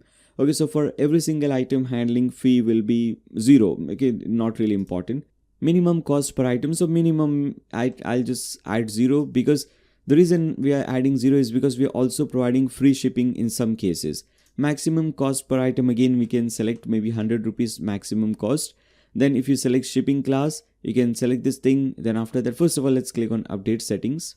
Okay, now once you come over here, you can click on add shipping rate. Now based on class or based on whatever option you select, so maybe for refrigerator, what condition, okay, price. So if you select if the shipping class is refrigerator, and if the weight is this much, okay, minimum and maximum weight is this much, then charge this much amount. Okay, so you can add formulas like this one. So minimum weight is maybe we have added grams. Remember, if you have added grams or kilograms. So if the minimum weight is maybe 5 kilograms or 10 kilograms, for example, so it will be 10,000 grams or whatever. And if the 10,000 to 20,000 grams, then the cost per item, you can select this option. Cost per row, you can select all these options. So the cost for this one will be 500 rupees. Okay, similarly, you can add another shipping class. Okay, maybe this is for shirts. So you can add, and you can, as you can see, you can create a very advanced formula like this one. Then we can click on add shipping. Now most of the times you will not be using this one, you will just be using the regular shipping option that I've explained you, the flat rate option. Okay, so I just wanted to show you that we have this option as well, but most of the times you will be using the flat rate option, which I have already explained you. So I'll cut this thing. Okay, we have already seen how this thing works. Okay, so again I'm saying based on your needs, if you want vendors to do the shipping, or whoever you want to do this shipping, you can select that option. I'll select vendor shipping actually and do some changes over here. Flat rate, I've already explained you this thing. For first, let's see the no shipping class. It will be 60 rupees into whatever the quantity is, and then for shirts it will be 50 rupees. Okay, and for refrigerator probably 500 rupees. Okay, so same thing. Now click on save changes. Right, so vendors can do shipping settings like this one. Okay, for Maharashtra, let's select this thing, add shipping method. Okay, add shipping method, maybe free shipping or local pickup. You can go give all these options over here. Again, come back to shipping. So these are the two options. If you want, you can have shipping, you can do shipping, or if you want, you can even allow your vendors. So if you add the vendor shipping, you also allow your vendors to do this thing. Okay, if you don't add this thing, then only you will be doing the shipping. Now come to payments. Now for payments, many different payment gateways are available. If you want to give cash on delivery as well, you can enable cash on delivery. We have Dokan Razorpay, very important, so you can enable Dokan Razorpay. First, let me see all the other payment gateways. We have Dokan Mango Pay, Dokan PayPal payment. We have Dokan Stripe, Dokan Connect, Dokan. So if you use this Dokan option, again, payment will be automatically split. So first, let's say enable Dokan Razorpay. And first of all, you'll have to enable this thing. Now Razorpay is a payment gateway for India. So in India, Razorpay payment gateway is very successful and very common actually. So if you select this option, this is the payment gateway. If you're from some other country, you might be using some other payment gateway. For example, Stripe plugin is very common in Europe and USA, in those countries. Similarly, if you're from some other country and if you don't see any payment gateway for your country, don't worry, you can just go to plugins and you can search for that plugin. For example, if you just click on add new, maybe there is a payment gateway for your country which is not available in that list. Dokan has not created a plugin for your country payment gateway. Don't worry, you can always come over here. For example, there is a plugin called Pay You Money. Okay, maybe if you want to use this payment gateway, so you can select, as you can see, we have payment gateways for that as well. PayU, European payment gateway for WooCommerce. You can select this option as well. Similarly, we have few more payment options, like if PayPal is not available, you can just come over here, search for PayPal. You will get the PayPal option. Here, as you can see, PayPal payment gateway. Similarly, even if Razorpay or Stripe were not available, you could have just come over here and search for Razorpay or Stripe. Okay, you will see Razorpay for WooCommerce. The only difference will be that in this case, it will not be done automatically. The difference, the price will not be split between the vendor and the admin automatically. You'll have to do manually, but that is also very simple. Doing it manually is also very simple because you don't have to manually calculate it. Calculation and everything will be automatically done. You just have to send the money to that person's account. That is the only manual part. Rest everything is automatic. So again, we'll come back to the payment option. Go to WooCommerce Settings, Payments. Now for Dokan Razorpay, first let's see how we can set up this thing. We need the key ID and key secret. So for that, first of all, you need to create a new account with razorpay.com. So you can go to dashboard.razorpay.com and create a new account. Once you have created your account, you can now sign in to your account from here. Okay, so once you have created your account, you can sign into your account. Now once you sign into your account, at the left hand side you will see settings, and under settings you will see API keys. Click on that. If you're doing this for the first time, you will see a button over here which would say generate live key. For me it says regenerate because I've already generated. Once you click on that button, generate live key, a new file will be downloaded for you, and also you'll get your key ID and key secret. Right now I can only see the key ID, I cannot see the key secret. But once you click on that button, a new file will be downloaded and you'll get both the key ID and key secret. You just have to copy it from here and paste it under this option. So let me show you that file. Alright, so here, this is how a file will look like. It will be an Excel file. If you open this file, it will have your key ID and key secret, as you can see. Okay, this is how it will look like. You just have to copy the key ID like this, then the key secret, and paste it over here. So what I'll do is I'll copy the key ID from here, and you can go to that file and copy the key secret as well. Okay, and after that just click on save changes. Now we have few more options. If you scroll down, let's see. Seller pays the processing fee. Who pays the processing fee? You can select this thing. If unchecked, admin will pay the Razorpay processing fee instead of seller. So whatever fee is there for accepting the payment, seller will pay that thing. Display notice to connect seller. Okay, so you can enable this thing so that sellers will get a notice like this one. I think I've shown you this thing. If you go to the seller dashboard, they will get an announcement and notice that connect your account with Razorpay or Stripe. So here, as you can see, they will get a notice like this. Your account is not connected with Razorpay. Connect your account to receive automatic payouts. So you can send them something like this. You can also send announcements. Okay, and click on save settings. Again, come back to payments. Now, similarly, you can do this for Mango Pay. You can do it for PayPal. Okay, this is also okay. PayPal is because Indian currency does not support. If you change your currency to US dollar or something else, you can use PayPal as well. Then we have Stripe Connect, and we have Stripe Express as well. I want to use this Stripe Express because here, as you can see, it says it will accept both credit and debit cards and also some other payment method. Whereas in this one, it says that it will accept only credit card. So I'll use this one, Dokan Stripe Express. Click on Save Changes. Now let's set up this Stripe Express. Click on this button. Now make sure this is enabled. Scroll down. Now for this also we need the publishable key and the secret key. Just like the Razorpay option, we have to again go back to this Stripe account. So for Razorpay it was dashboard.razorpay.com. For Stripe it is dashboard.stripe.com, and steps are almost same for both the plugins. Now here also, first of all, make sure you have an account with Stripe. Only after that you can follow these steps that I'm showing you. So once you have an account, once you create an account, you can log in to dashboard.stripe.com, and after that you will see this developers option. Click on developers. Then at the left hand side you will see the API keys. Click on that. You'll get your API key, publishable key, copy it, paste it in the publishable key. Then you'll get your secret key, copy it and paste it under secret key. Right? And after that, take the processing fee from seller. Again, in this case also I'll select this thing. You can also enable payment so people can save their card details on your website. And let's see. Okay, so when do you want to disperse the funds between the seller and the website owner? So on the payment completed or on order completed or delayed. So you can delete this thing after 14 days. So once the payment and once the order is completed after 14 days, this payment will automatically be divided between the seller and the admin. So you can have this thing, or if you want, you can select this thing once the order is completed. So once you change the status of the order to completed, I'll show you how that is done, how you can change the status of the order to completed. This fund will be dispersed between you and between the seller.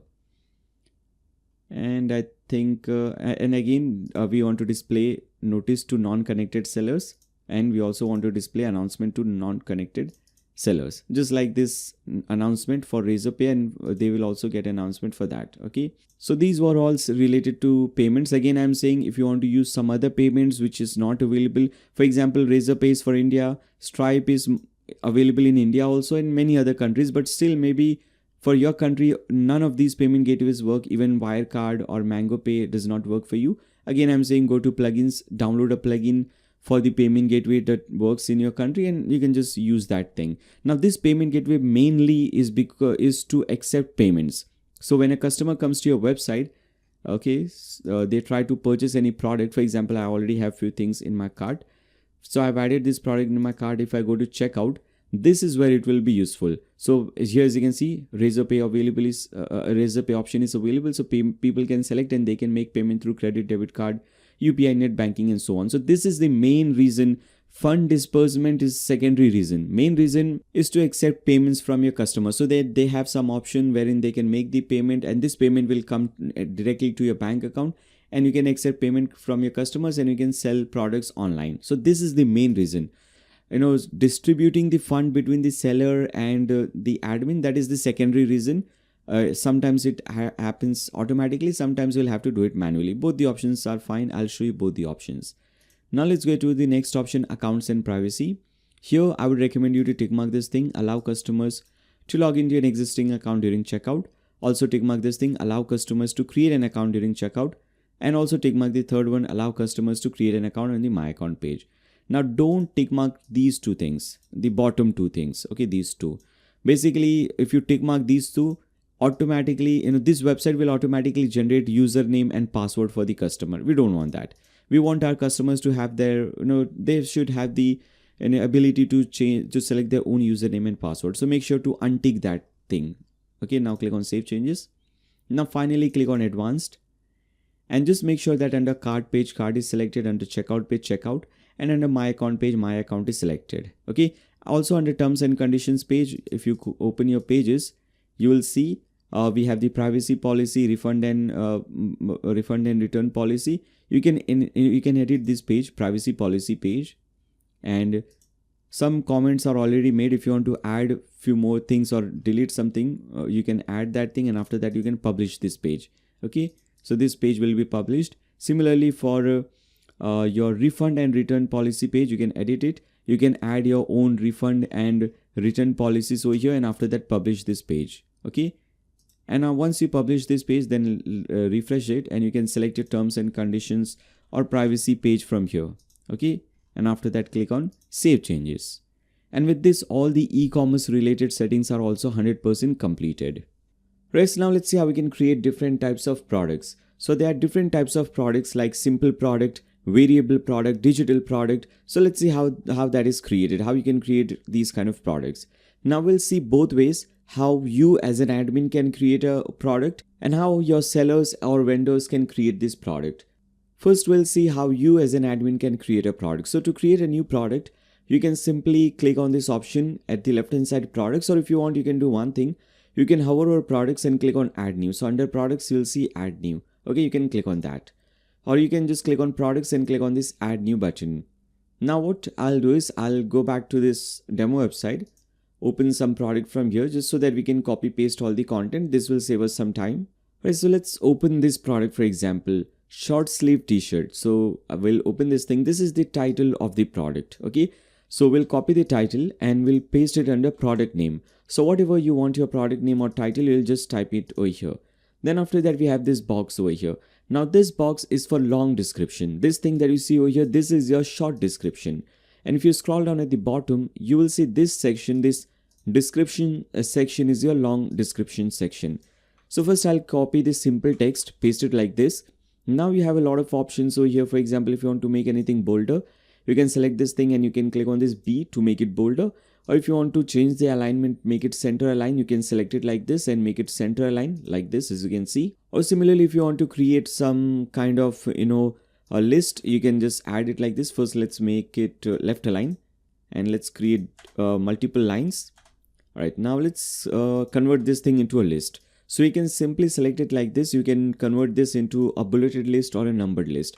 So just select it. Okay. And after that, you can select this option, bulleted list option. If you want more options, you can click on this option, toggle toolbar. Okay. Now you can also change the color, make something strike through. A few more options are given to you. For example, if I want to change the color of this sentence, I can select this thing and I can change the color to any color I want. Just like this. Okay, so this is your long description. You can also add some images in your long description, like I have added this image over here. So for example, I'll click over here, then click on add image and let me upload some image from here. So I'll go to media and maybe let's upload this image. Okay, click on open. Now click on insert it to post. And here, as you can see, this is the image. Now you can do one more thing. You can align this thing to left. Okay, so that this looks like this. And after that, you can publish it. In fact, you don't have to publish it right now.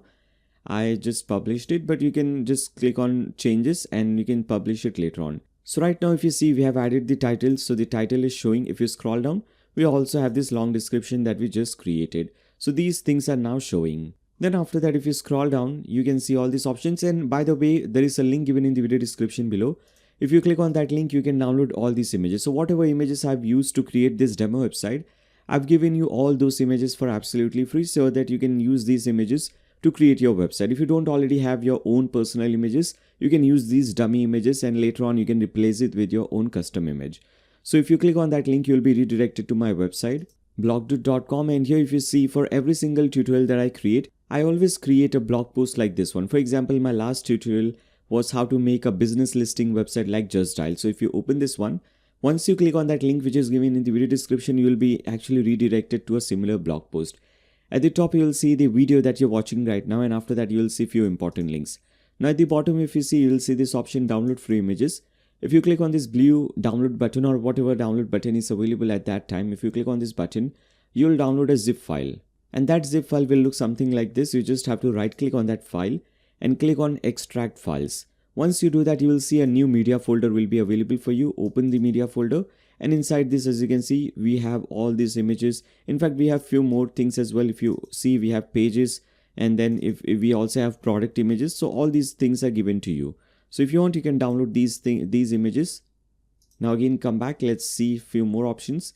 Now if you scroll down, we have this option, product data. So if you want to create a simple product, group product, external affiliate product, variable product, whatever type of product you want to create. So first we want to create a simple product. So I'll select a simple product. Now what is the price of the product? So here, as you can see, it is 2500. So I'll type in 2500. If you want, you can also give some discount. For example, this is the MRP. Okay, this is the this is the printed price, but if you want to give some discount, for example, I'm selling this for just $1,800. So 1,800 rupees. So you can have this option as well. And if you want to schedule this thing, for example, this discounted price is only available for 1 week. So you can do it like this. You can click on schedule, and after that you can select date from today till next week. Okay, you can select it like this, and after this date, after 23rd November, this thing will again go back to the regular price.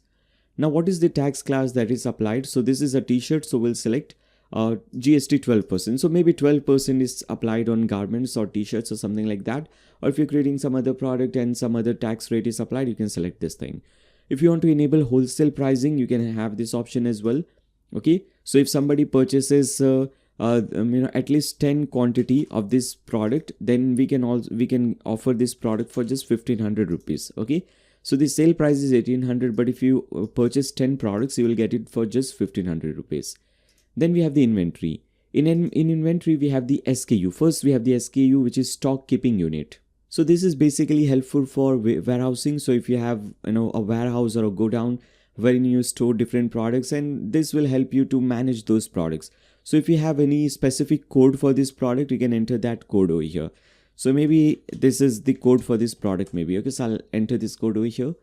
And after that, we have this option. If you also want to manage stock, then you can do it like this. You can manage inventory and stock. So maybe I have 50 quantity of this product. So I'll type in stock quantity 50. Now after that, what happens is you can also select a low stock threshold. So maybe I'll type in 5. So once 45 of these products are sold and only 5 product or only 5 quantities left, then I'll get a mail that this product is low in quantity, or you should refill this product. Okay, so this is how you can manage your product quantity or inventory. Then we have the shipping details. What is the weight of the product? So maybe 100 grams. What is the length, weight and height of this product in centimeters? And after that, what is the shipping class? So for this, I'll select the shirts shipping class. If you remember, we created multiple shipping classes. Then after that, we'll scroll down. In fact, we'll see now everything at the left hand side is now completed. Don't need to click on any of these things. Now at the right hand side, you'll see first we have the product image. Now this is the product image, the main image. If you again go back to the shop page, if you see, this is the main image. But if you click on this thing, or if you hover over this thing, you'll see we also have some gallery images, some extra images. So first we have to select the product image, main image, and then we also have to select some gallery images. So for main image, I'll click on set product image, and we'll upload some images from here. So I'll go to products, and I'll select this product. Okay, I'll upload all 3 images, but for the main image, I'll select this image. Now click on set product image. Now for gallery images, we'll select this option, add product gallery images, and now we'll select these 2 images. If you want to give some tags, you can give some tags as well, like shirts could be a tag. So we'll type in shirts over here. Black could be a tag. So if you enter, this will be added. So black could be another tag. So again, if you enter, this will be added. Now we have to create a category for this. So we'll click on add new category. We'll tick mark uncategorized. We don't want uncategorized. We want t-shirts. Okay. So this falls under t-shirts category. Now in future, whenever you're creating a new t-shirt, whenever you are creating a new t-shirt product, you will just select this category from here. Okay. Now once you do all these things, you can just click on publish or update. And with this, you have created your first product. If you again come back to this page and refresh it, now here as you can see, okay, we did not enter the short description. Okay, this thing. So let's again come back at the bottom. Okay, here it is. As you can see, product short description. You can just enter your text over here.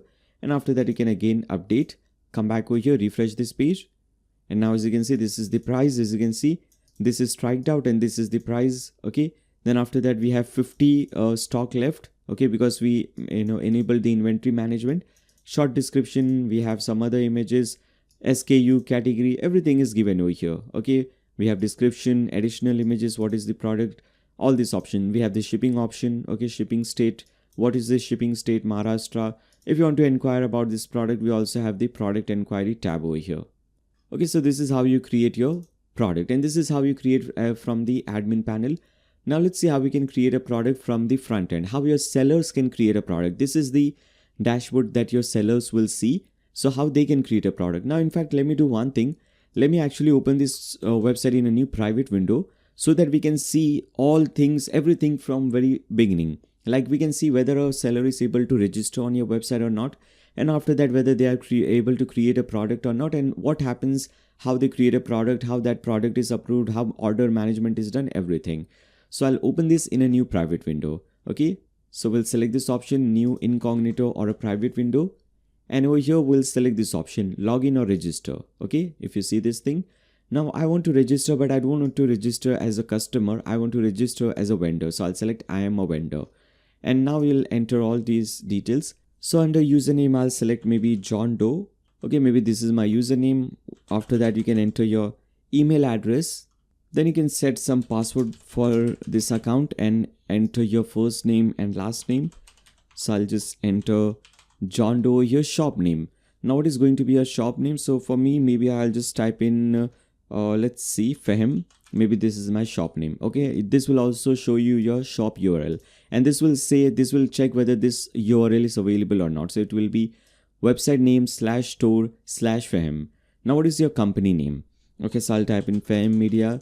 Okay, what is your company ID? Basically your GST number or whatever number is required, company verification ID. Then after that, we have the VAT number, tax number, GST number. Okay, you can type in your GST number or whatever number it is. You can type in that number over here.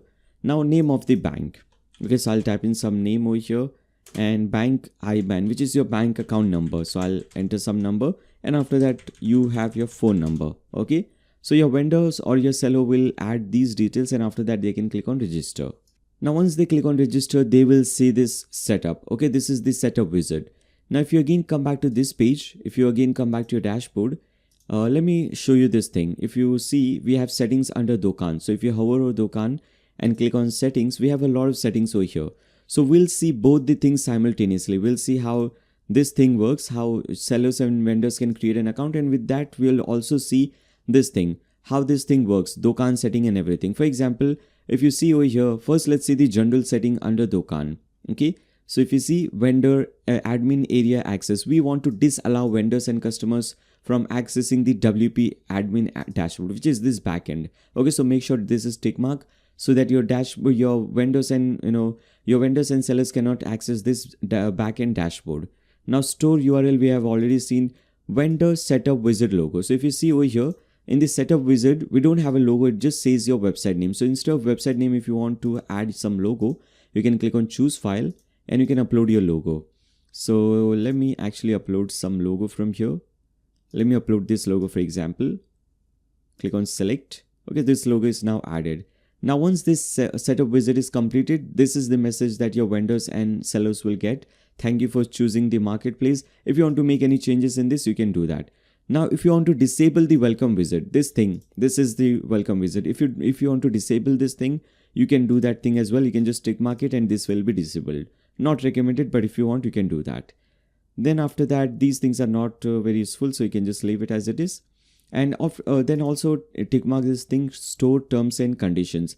So we want to enable terms and conditions for vendor stores. So basically vendors will have their own terms and conditions. So if you want to have this thing, you can have it, or if you want to disable this thing, If you want to apply these to terms and conditions or that you have created in the terms and condition page, if you want to enable that terms and conditions for everybody, then you can have that thing as well. Then enable single seller mode. So if you enable this thing, your customers will not be able to purchase products from multiple vendors at the same time. For example, this t-shirt, I add this t-shirt in my cart. Okay, this is by some vendor. Then after that I go and I add some other t-shirt in the cart, maybe this t-shirt, and this is from some another vendor. So if I add this t-shirt also in my cart, click on add to cart. Now when I try to check out, I will not be able to do that because these two products are from the different vendors. So if you want to disallow this thing, you can tick mark this thing. Okay, enable single seller mode. So if you enable this thing, your customers will not be able to add multiple, your customers will not be able to add products from multiple vendors. So I don't want to allow this thing. Now store category, we don't want this. So you can just click on save changes. Again, if you come back to this page, refresh it. Now, as you can see, instead of that thing, now we have this logo. Let's click on let's go. Let's see what settings we have. So first of all, this seller or vendor will have to enter their store address. So maybe I'll add some address over here. All right. With city, so they can enter the city name, a postal code or zip code of this city. Okay. Then after that, they can select the country name. All right. So we'll do it like this. And then after that, they can also select the state name. And then they can click on continue. Then this seller will have to select their payment method. So if whenever they have any amount in their account, and if they want to withdraw this amount, then they can withdraw through PayPal, bank transfer, and Skrill. So they'll have to enter their details. So I'll enter my PayPal address over here. All right. Then I'll enter my bank account details. So your bank account name. I'll enter maybe Nayyar Shaikh, or what you can enter your current account or savings account. So business or personal bank account. Then bank account number can be added over here. Routing number, bank name can be added over here. All right. And after that, address of the bank can be added. Then IBAN could be added over here. Swift code or IFSC code. Okay. All these codes could be added over here. Okay. Then after that, if you also have a Skrill account, you can enter your Skrill account email address and click on continue. Now here, as you can see, this says your store is ready. You can go to your store dashboard. Now once you go to your store dashboard, you will see this page here. As you can see, 45% profile complete, and they will send you or say you that you can add banner to gain 15% progress. So basically, when a seller comes to this page for the first time, dashboard page, they can see their announcement. They have not connected the Razorpay thing, so they can connect that thing as well. We'll see how that is done. But before that, if you go to settings, here as you can see, they can enter some more details. For example, location name, they can add some location name. If they have not added any details from here, they can add those details as well. Like they can add the store biography, whether they want this support button over here or not. So they can add all these options. They can go to payments, they can add their more payment method, they can go to verification. They can add their verification options as well. Okay, so this is how they will do it like this.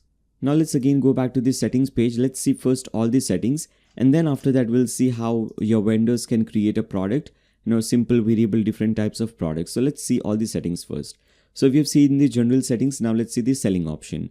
Now under selling option, if you see under commission type, we have selected percentage, and admin, how much percentage commission you're charging. So I'm just charging 1%.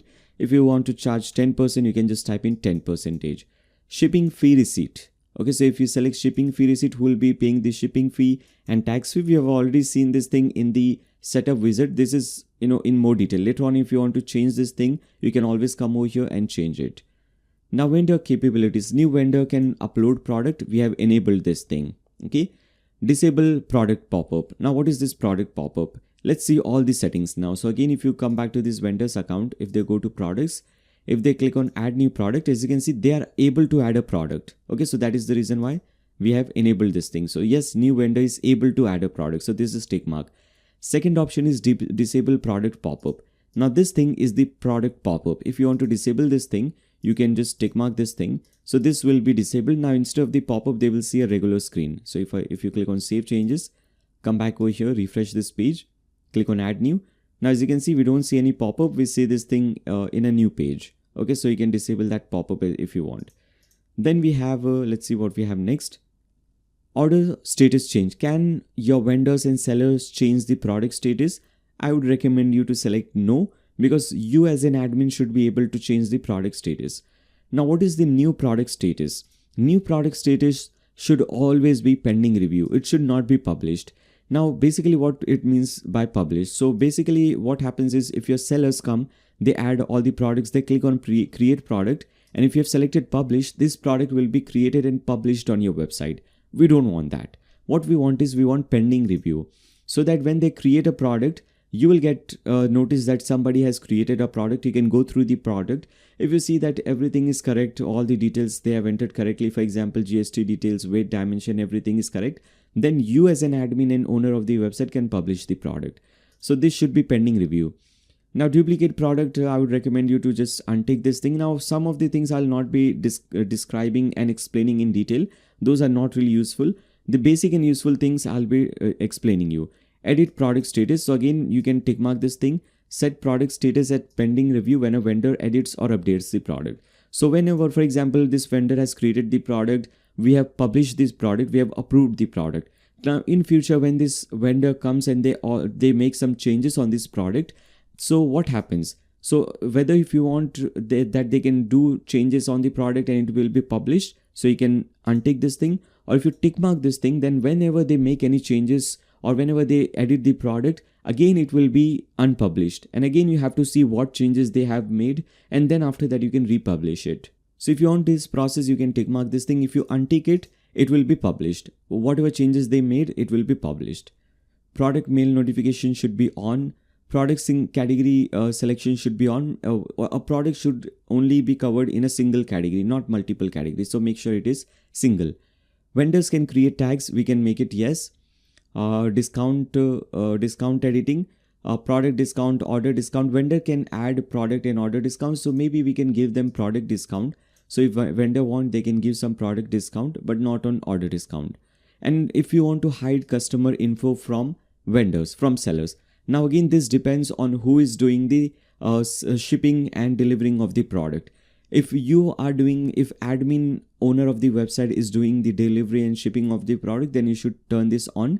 You would want to hide your customer details from the vendors. But if the vendor or seller is doing the shipping and delivering of the product, then you can turn it off, so that they can see the address and phone number and everything of the customer, and they can deliver this product to that customer. Then we have vendor product review. Vendors can change the product review status. We don't want this thing. Vendors should not be able to change the product review status. And guest product inquiry. So we have this option, I think, in the demo website. If you come back, we have the product inquiry option. Okay, people can come, they can inquire about the product. So there are two options. First, a person will have to sign into the website, only then they can inquire about the product. Or if you want even guest, people who have not yet signed up on your website, even they can inquire about the product. So here, if you want guest inquiry, you can enable it, or if you want, you can even disable this thing. If you want to enable minimum maximum quantity, you can enable this thing as well. We want to disable the shipping tab, which is not very useful. Now click on save changes. Then we have the withdrawal option, which we have already seen multiple times. Now what all withdrawal option you want to give them. Okay, we also want to give them Dokan Razor Pay, so that the amount is automatically split between the seller and the admin of the website. Okay, then method name. Okay, let's now minimum withdrawal amount. So 500, we have entered 500 over here. So once this seller has 500 in their account, they can request for withdrawal. And order status for withdrawal, only product status which are marked completed will be able to withdraw. Then withdrawal threshold, you can also add some threshold. For example, if you add 7 days over here, then once this person has this minimum amount of 500 for at least 7 days, then once after 7 days they can request for withdrawal. So today I got 500 in my account. So now from today till 7 days, I'll have to wait for this withdrawal threshold till 7 days. Then after 7 days, I can request for withdrawal. But I don't recommend this thing. I'll just turn it 0. But if you want, you can have this option as well. Don't tick mark this thing. We don't want to hide withdrawal option. And withdrawal disbursement. Now, whether you want this money to be automatically split between the vendor or the seller, or whether you want it manually. Okay, so you can also add schedule disbursement, so it will be weekly. Weekly it will be automatically split. Whatever amount this vendor or seller has in their account, it will automatically be split every week between the seller and the website owner. Okay, so if you want, you can select schedule disbursement, or if you want, you can even have manual withdrawal. We'll see both the options. Okay, so we have to enter method name and method type. So I'll type in online withdrawal over here. Okay, and method type will type in maybe phone number, and after that we can again come back over here and save this page. Click on save changes. Then we have reverse withdrawal. Now this is for some specific cases. For example, if you have enabled cash on delivery, like if there are two options available on the website. First option is that, or first condition is that you have enabled cash on delivery on your website. Second condition is that you have also enabled your sellers to ship their products. So if these two conditions are applied, then you can enable reverse withdrawal, because when the product is having cash on delivery, then that cash is going directly to your seller's account. So cash on delivery amount you can reverse withdrawal. Okay, so if you want, you can enable this option, or you can just disable cash on delivery altogether. You can go to this option, WooCommerce Settings, and under payment you can just disable cash on delivery. Go to payments and you can disable cash on delivery if your sellers or vendors are doing the shipping. If you are doing the shipping, not a problem. You can still enable cash on delivery, because there are many shipping providers today, especially if you go with ShipRocket.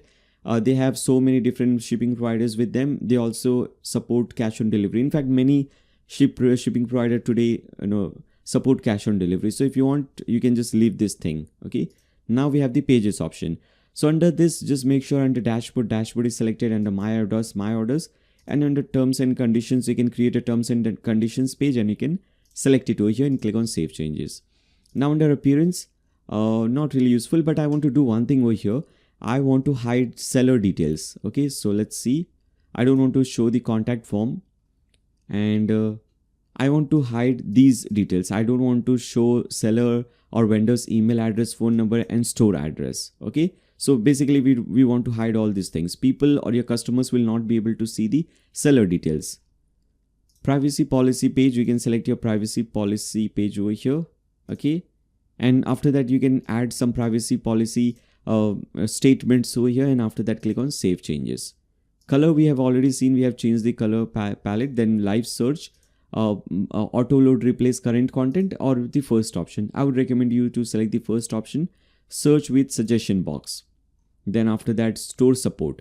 So we have this support option, get support button. So if you see this thing, get support, if somebody clicks on this thing, they can directly contact you. If they want, they can contact you, or if they want, if their customers want, they can contact the seller and they can ask about this product. So if you want this support option, you can have this support option.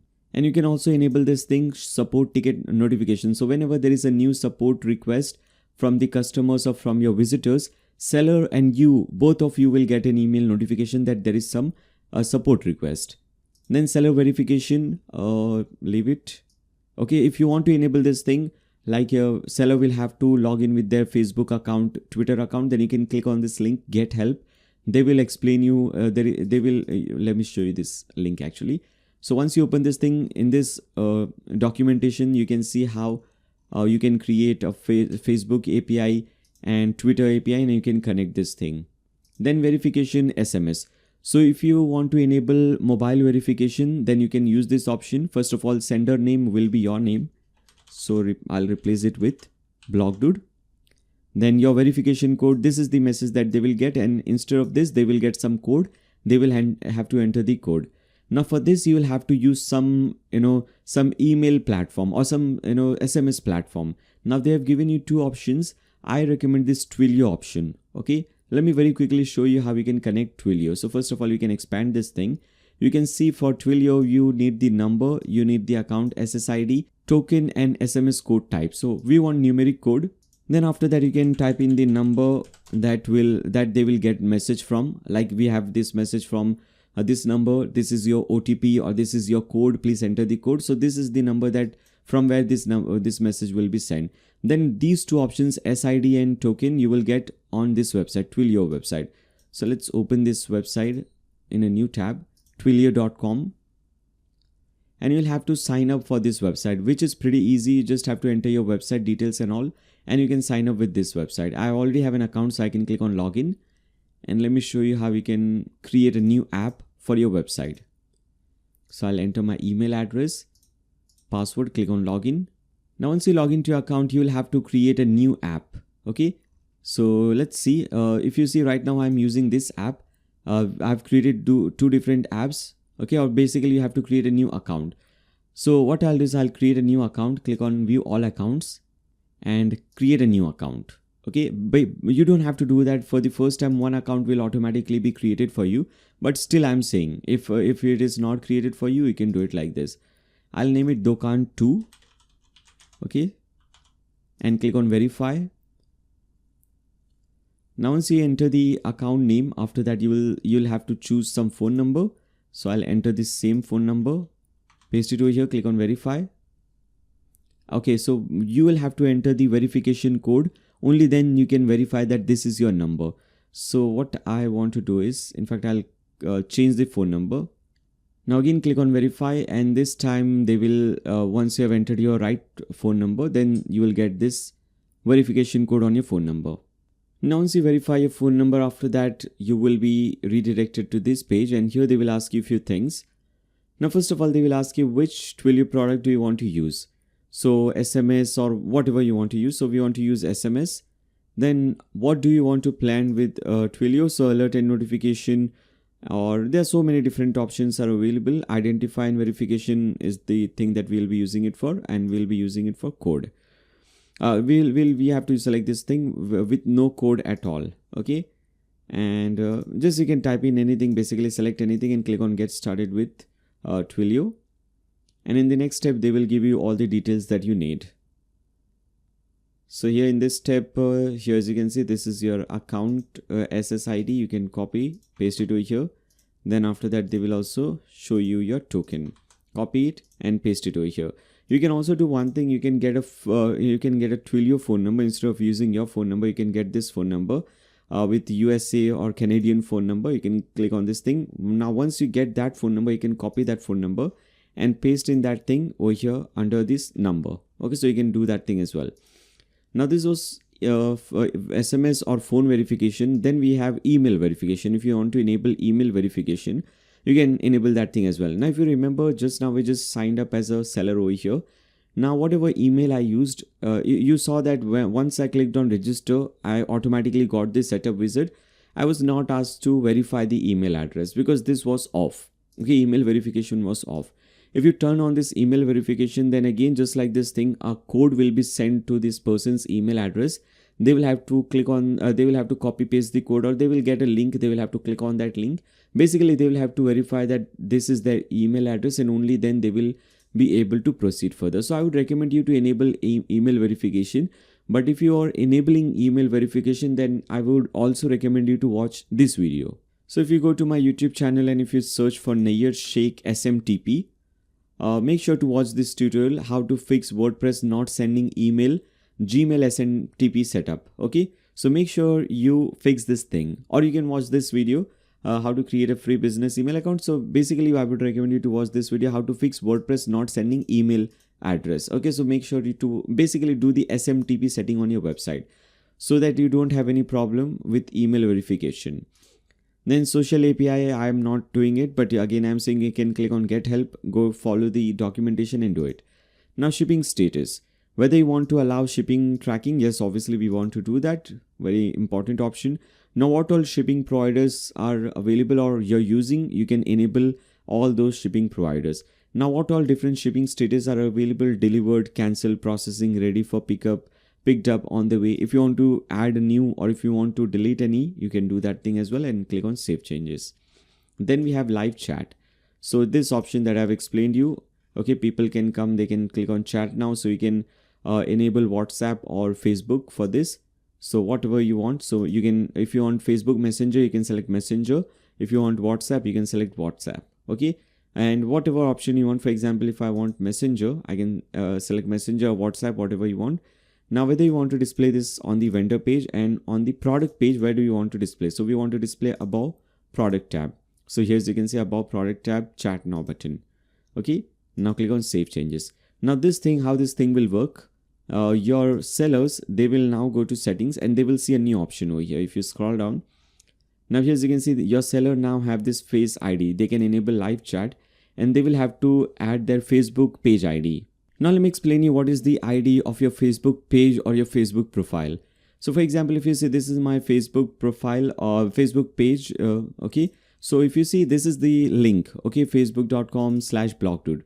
Now you have to copy this link and go to this website, okay, lookup-id.com, okay, this website, lookup-id.com, enter your Facebook link, click on lookup, and after that they will give you this ID. This is your Facebook ID. You have to copy it and you have to paste it over here under Facebook page ID.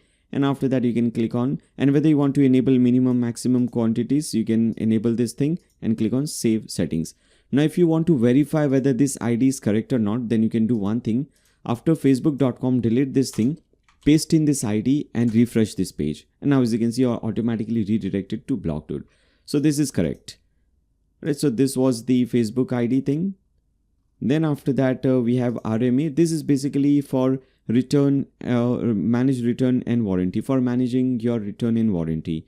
So on what order status customer can avail the return or warranty facility? So I will select completed order. Okay, only once the complete order is completed, they can return the product or they can ask for warranty. Now whether you want to enable refund request. So if somebody wants to request for refund, yes, we want to enable that. And if somebody wants, maybe if they don't want money, if they just want a coupon code with this amount, they can request for that as well. Now what all are the valid reasons that they should have? Only then they can ask for refund or warranty, or you can say exchange. So we can select if product is damaged. So I'll type in this thing, product is damaged, or if the product, if wrong product was delivered. Okay, so we can add this thing as well. Similarly, you can add few reasons like this. So only if these reasons are available, then you can give them some refund or you can exchange their product. And after that, you can add your refund policy over here, like contact, if you want, you can type in contact the seller for refund and exchange. Okay, you can type in this thing. And after that, click on save changes. Then wholesale option, whether you want to give wholesale option, and who can see the wholesale pricing, whether only wholesale customers or all users. So I'm selecting all users. Now customer need admin approval for becoming a wholesale customer. I'll select no. Show wholesale price on shop archive, don't want to do this. Click on save changes. Then we have EU compliance field. What all fields do you want to display? For example, maybe we don't want to display the company ID and IBAN. Okay, so I'll remove those things. And whether you want to display in vendor registration. So if you remember, when we tried to register as a vendor or a seller, we got all these options. Okay, so if you want, you can select these options. Then delivery time. So you can allow your customers to choose their own delivery time. For example, if a customer wants their product to be delivered on Thursday at this time, then they can choose that delivery time. So if you want to enable this option, you can enable it. I would recommend you not to do this thing because this will make things very messy and this will make things very difficult at the same time. So not recommended, but I'll enable this thing just to show you how it works. Okay. So customer can choose when they want their order to be delivered. You can select a delivery block buffer. So at least they have to give this seller 2 days. So they cannot just order the product and they can say, I want this product tomorrow. So that is not the case. At least they will have to wait for 2 days. Only after that, they can ask when they want their product to be delivered. Now, if you want to, disable delivery on specific days, for example, for Saturdays and Sundays, you can untick those and rest all you can tick mark.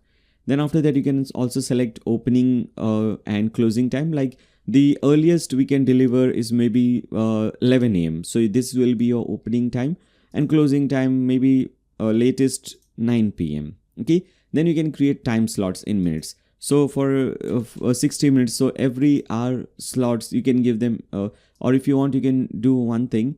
Instead of every hour, you can create like every 3 hours. Okay, so time slot for every 3 hours. Okay, and how many orders can you process within this time slot? So every 3 hours, how many orders can you process? Maybe 10 orders.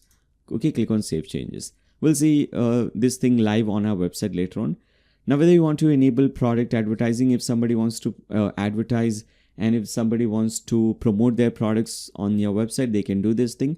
How many slots are available and when this thing will expire. So once they purchase this advertising thing, it will expire after 10 days. So after 10 days, they will have to renew their product promotion or advertisement. Now, what is the cost? So maybe I'll type in 100 rupees for 10 days or maybe 100 rupees for 3 days. Okay.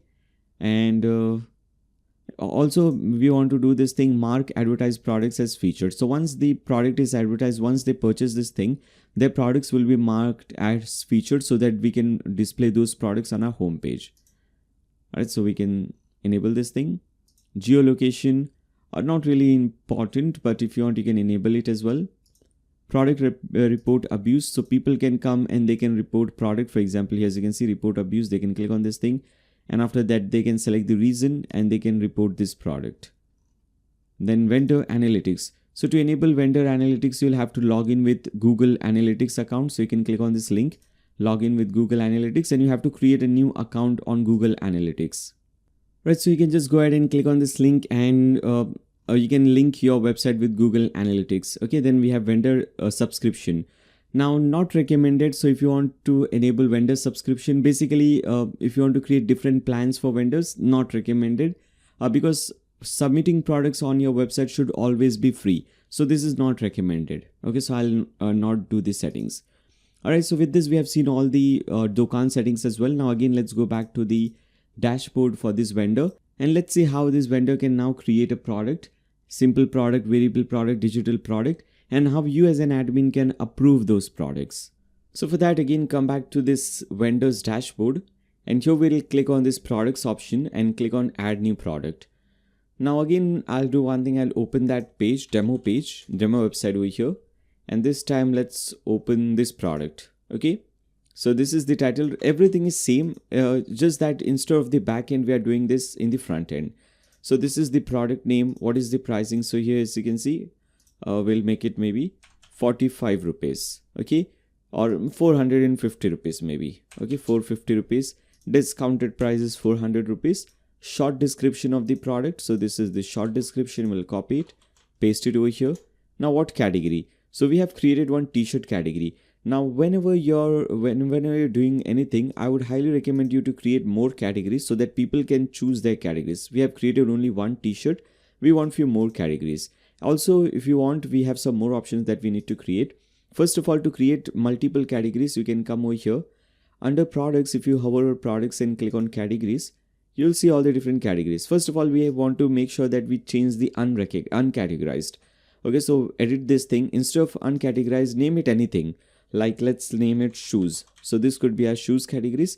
Also change this slug to shoes. Okay, in slug, we have to make sure that everything is lowercase or smaller letters. And after that, again, just go ahead and click on update. Now to create few more categories, you will come over here under name, just name anything. For example, sunglasses. If you're selling sunglasses as well, just type in the name under name, type in sunglasses, leave everything, slug will automatically be added. Rest everything, just leave it, click on add new category. A new category is created for you, as you can see. Similarly, just go ahead and create as many categories as you want. Okay, so that when the seller comes, they can see all these categories option over here. Then after that, if they want to add a product image, they can come over here, they can add the product image. So let's upload some product images. Okay, maybe this white shirt, and we'll add maybe this green shirt. Okay. So I'm uploading all these images and this is going to be the product image. Categories t-shirts, done. Tags. So green could be a tag. So we'll type in green, select green. This could be a tag. Shirt we have already created, I guess, shirts. So this could be another tag. Now long description. So again, this is your product long description. We'll copy it, paste it over here. Click on create product. Now once you click on create product, you will see this page. And here we have many more options. That was just a quick page. This has more options. Now here, let's add gallery images as well. So we'll add these two images as the gallery images. Click on add to gallery. Now if you want to schedule this discounted price, you can do it like this, just like we did with the dashboard. Okay. If you go to category now, as you can see, shoes, sunglasses, all the categories are now available. We can also manage the inventory just like we did in the backend. So maybe for this, the inventory code is this. And we can also manage inventory, or stock management can also be made. For example, 100 quantities left, low stock threshold, we can set this thing to 5 maybe. And what is the weight of the product? Okay, we can add weight is maybe 100 grams. And after that, what is the shipping cost? Okay, so we are selecting shirt. What is the tax class? So maybe for this we are selecting 18% GST. Okay, and if you want to give bulk discount, then you can select this option, bulk discount option. So if you purchase maybe 50 products, you will get 10% discount, something like this. Okay, so you can give bulk discount option as well. And after that, we have the wholesale pricing. So if somebody purchases maybe at least 10 products, then they will get this thing for 40 rupees. What was the price? Let's see. Okay, 400 was the price. So maybe they will get it for 350 rupees. Okay, then you can also set a minimum quantity, maximum quantity, minimum rupee or maximum rupee. So minimum a person, for example, if you want to set this condition, minimum a person has to order at least 5 products, maximum they can order 100 products, something like that. Most of the times not very useful, but if you want, you can use this thing. You cannot advertise this product because this needs to be published first. So once you have added all the details, after that you can go ahead and click on save product. Now here, as you can see, this is not published. This is still pending review, because if you remember, we had done this setting under this option under Dokan. We have just seen this setting under Dokan settings that published products will not be published under selling option. If you see, okay, new product status not published, pending review. So this is still pending review. Okay, now you as the admin of the website, you will see, if you go to products, if you hover products, you will see all products. You will see one product is created and this is pending. So you as the admin of the website will edit this product, will see whether everything is correct or not, all the details and everything is correct. If anything is missing, you can contact the seller, or if you want, you can enter yourself. And if you think that everything is right, then you can go ahead and publish this product. Now once you publish this product, this person comes, if they refresh this page, they can see that this product is now online. If they go at the bottom, they can now advertise this product for 3 days. They'll have to pay 100 rupees advertising cost. If they select this thing, click on OK, this thing will be added in the cart. Let's click on save product. Here, as you can see in the cart page, we have this 100 rupees. So once they make the payment for 100 rupees, this product will automatically become a featured product and it will be featured on the homepage and other pages. So this was the simple product which we have seen 2 times, both from the back end and from the front end.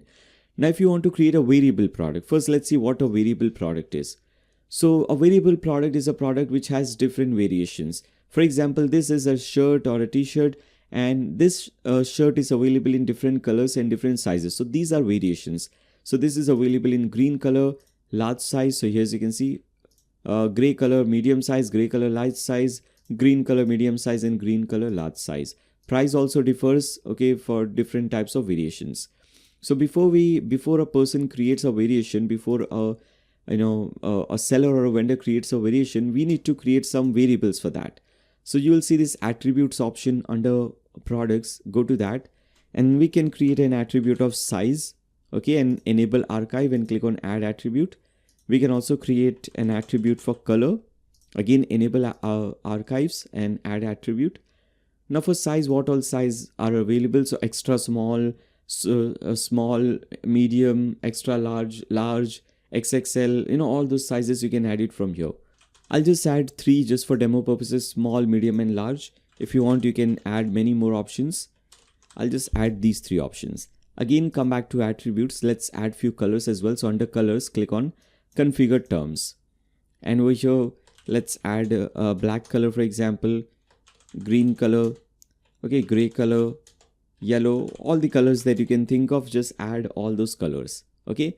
Now, once you add these attributes, now this person can create a variable product, this seller. So if they refresh this page, if they convert this, for variable product, all steps are same. Everything is same. Only few changes are there. So first of all, they will change the product type to variable product. So here, as you can see, still the title, everything is same. The only difference is if you scroll down, you will see this option now, attributes and variations. Now you can select some attribute. For example, if this product or this shirt is available in multiple colors, you can select color and after that click on add attribute. Now you can select what colors. So this is available in green color and maybe in gray color. Now you always tick mark this thing used for variation. Okay, make sure both these things are tick mark. Maybe this is also available in multiple sizes. So under custom attribute, this time you'll select size, click on add attribute. Again, make sure you tick mark both. Maybe this is available in small and medium size. All right. Now once you select these options, then you'll click on save attribute. Then you'll get this option, add variation. And from here you can select create variation from all attributes and click on go. And here as you can see, few variations, basically 4 variations will be added for you. Okay. So here as you can see, green medium, green small, gray medium, gray small. So first we'll select green medium. We'll change the product image to this green product image. And for price, we'll change the price to, let's select the regular price to maybe 500 rupees. Okay. Then we'll collapse this thing, expand this second one, green small. This will be a little bit cheaper or little bit affordable, 450. Then gray. So we'll select the gray image. Okay. And this is maybe 550. Okay. So rest everything is same. Just add the image and color, add the image and pricing. Okay. This is maybe 400. Okay. Rest everything is same. We'll select the RMA setting very soon. First, let me just save this product. Now, if I again come back to this, in fact, let me view this product in a new tab. Now, here as you can see, variations are added. If I select gray medium, you can see image changes and price changes to 550. If I select gray small, price changes to 400. Okay, so this is how it works. So this is how you can create your variable product. Now let's see how we can create a digital product. So again, we'll come back to products, click on add new product. And digital product could be like an MP3 file, PDF file, video file, any digital file or digital product like a digital book, anything like that. A software, digital apps, anything like that. Okay, so maybe this is some digital book. Okay, so you can do one thing, you can upload the book cover. So you can click on upload profile photo, and maybe I'll upload this image. This is obviously not a book cover, but I'll use this as an image, as an example. Now for categories, I'll select t-shirts because we have not created the books category. Again, you have to go back to dashboard and create that category. Now I'll add a tag of books or book. Then long and short description, I'll just copy simple text, paste it over here. All right, then short for long description, again, we'll copy some simple text, paste it over here. All right. Then after that, we'll click on create product, and rest everything is same. But this time what happens is, this is a downloadable virtual product. Okay, so make sure you select both downloadable, because once they purchase this thing, they will be downloading this digital product, whether it's a book, software, MP3, video file, whatever.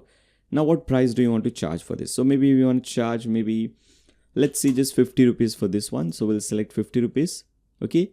And you can also see how much you will earn, because the commission is 10%. You can see that admin will get 5 rupees and you will get 45 rupees. So this is also dynamically added. Now categories and all you can add. Now for this one, you have to select this option, allow only one quantity of this product to be bought in a single order, because this is a multiple digital product. We don't want this option. We don't want to increase or decrease the quantity. Okay, because this is a digital product. Once they purchase one, they can easily copy it. Okay, multiple times. Then what is the downloadable file? Once they purchase this file, once they purchase the product, what is the downloadable file that they will download? So we'll click on add file. I'll type in book file. Then you can upload that file. You can click on choose file. Maybe this is the file. You can upload some PDF file, link, anything like that. And then after that, if it is taxable or not, you can select that option, and rest everything is good. Just click on save product. Okay, this is your digital product. Again, this is pending review. Come back to products. Let's publish this book. Click on publish. Come back to this thing, refresh it. If I click on view product, you can see we don't have that increase decrease quantity. We just have the add to cart button. Okay, so this is your digital product. Now under this, as I said you earlier, we'll see a few more things. For example, RMA is still pending. We have seen RMA over here under the Dokan setting. We have seen return management or return and warranty thing, but there are a few other settings as well. Let's see them. First of all, order. Let's actually do one thing. Let's again open another window, and in fact I'll have to open another browser because we are already using both type of browser. Let's create an account as a customer and try to purchase this product. Okay, so this time let me open this Edge browser, Microsoft Edge. Maybe let me do one thing. We'll come over here. I'll use this account as a customer account and I'll try to purchase this seller's product. Okay, so this seller just created this variable product, so I'll copy the link, paste it over here, or you can go to the shop page. Shop page is already created, but we don't have the link. If you go to website name /shop, you will land on this page. So this is the product by this vendor or seller. Now I'm purchasing it from some other account. So maybe I want to purchase this green color, medium size. Okay, so I'll click on add to cart. I'll get this option, click on checkout. If you want, you can also add, this seller can also add some coupon code. So if you go to cart here, as you can see, they can add some coupon code so that people can get some discount. So to add a coupon code, this seller will go to coupons, click on add new coupon, and maybe I'll name it summer 10. Okay, so if somebody uses this coupon code, they will get 10% discount. So I'll type in 10% discount under description. Product discount type, we want percentage discount, and you'll under amount you'll type in 10. Usage limit only one time, under usage limit it should be unlimited. Usage limit per user, it will be one time. Okay, and minimum amount, if you want, you can also select minimum amount on what products. So on all products. Okay, and if you also want to apply this for a new product, if you want to enable this thing, now click on create coupon. Now let me try to use this coupon summer 10. If I refresh this page first, here first of all you can see GST is automatically applied. If you remember, we added 18% GST. Shipping will also be automatically applied once we enter the state name. So if I click on this thing and update this thing, now because we selected free shipping for Maharashtra, if I select some other state, maybe Madhya Pradesh, click on update.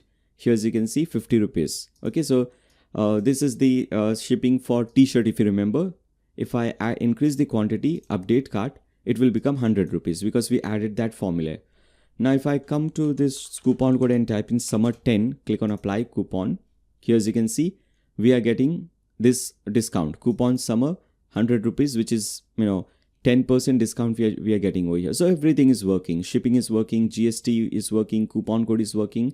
Now this customer can go click on proceed to checkout. They can enter their details. So I'll enter Nayyar Shaikh over here. All these things are optional, but street name and all, we have to enter this detail. So I'll add A11 ABC Street, okay, in Mumbai, and Madhya Pradesh not, we'll select Maharashtra. Okay, pin code, we'll add some pin code. Phone number also we'll have to add some phone number compulsory, and email address is already added.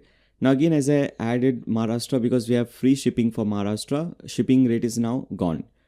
Now I can make payment through Razorpay. I'll have to tick mark this thing. I have read and agree to website terms and conditions, or if I want, I can even make a payment on cash on delivery.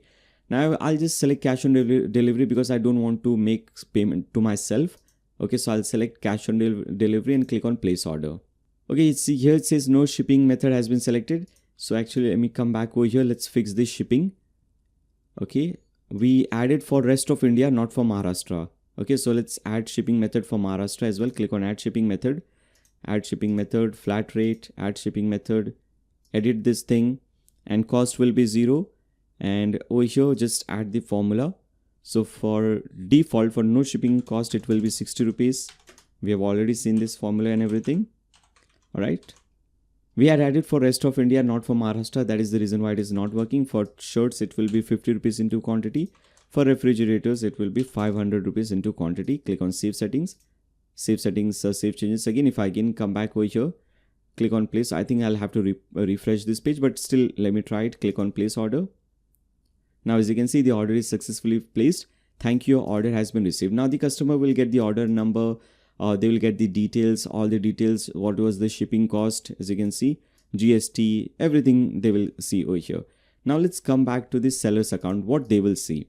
So if they come to this page, they will go to orders. They will say they have a new order over here. Okay, so this customer can first of all click on the order. They can see, okay, fine, this was a variable product. So what was the variation that this person is looking for? Okay, so this person can see that thing as well. So here as you can see, slim fit shirt, green color, medium size. Okay, you can see this thing over here as well. Green color, medium size, 2 quantity. So everything can be seen from here. Now this person will create a shipment. They will pack the product and everything. They will create a shipment and they can click on create new shipment. They'll select this option, 2 quantity. Now shipping status. First of all, they will select ready for pickup and they will select the provider, shipping provider. For example, if it is DHL, they will select DHL. Then after that, date shipped, they will select this option. Tracking number is not yet available, or maybe if you get the tracking number, seller gets the tracking number, they can type in the tracking number and they can also tick mark notifies shipment to customer. So these details will also be sent to customer so that they can also track their order. Now click on create shipment. Now maybe after 1 day, if this product is shipped, then you can update this status to maybe picked up or on the way. Okay, and maybe this was on Thursday, so we'll again update this shipment, and again after a few more days, maybe this product was delivered to the customer on maybe Friday, so we'll select Friday, notify customer, and if you want you can also add some comment, product delivered, update shipment. Okay, like this. Now once this is done, order status is still processing. You as an admin will also get the detail. The customer will also, this is the customer, they have just placed the order. If they go to their dashboard, if they go to their order, they can see that this is the order. They can click on the order ID. If they want, they can track the shipment. They can see, okay, fine, this is the product. Timeline, if they go to timeline, this on Wednesday, product shipped.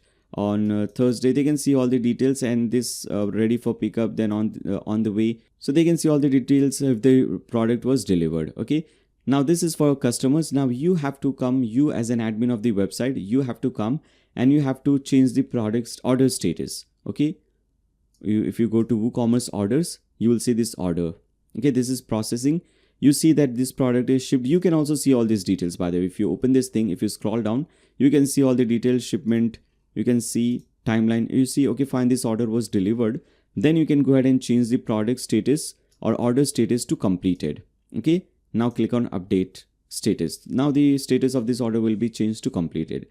Now we have disallowed, we are not allowing this seller to change the order status to completed or any other status.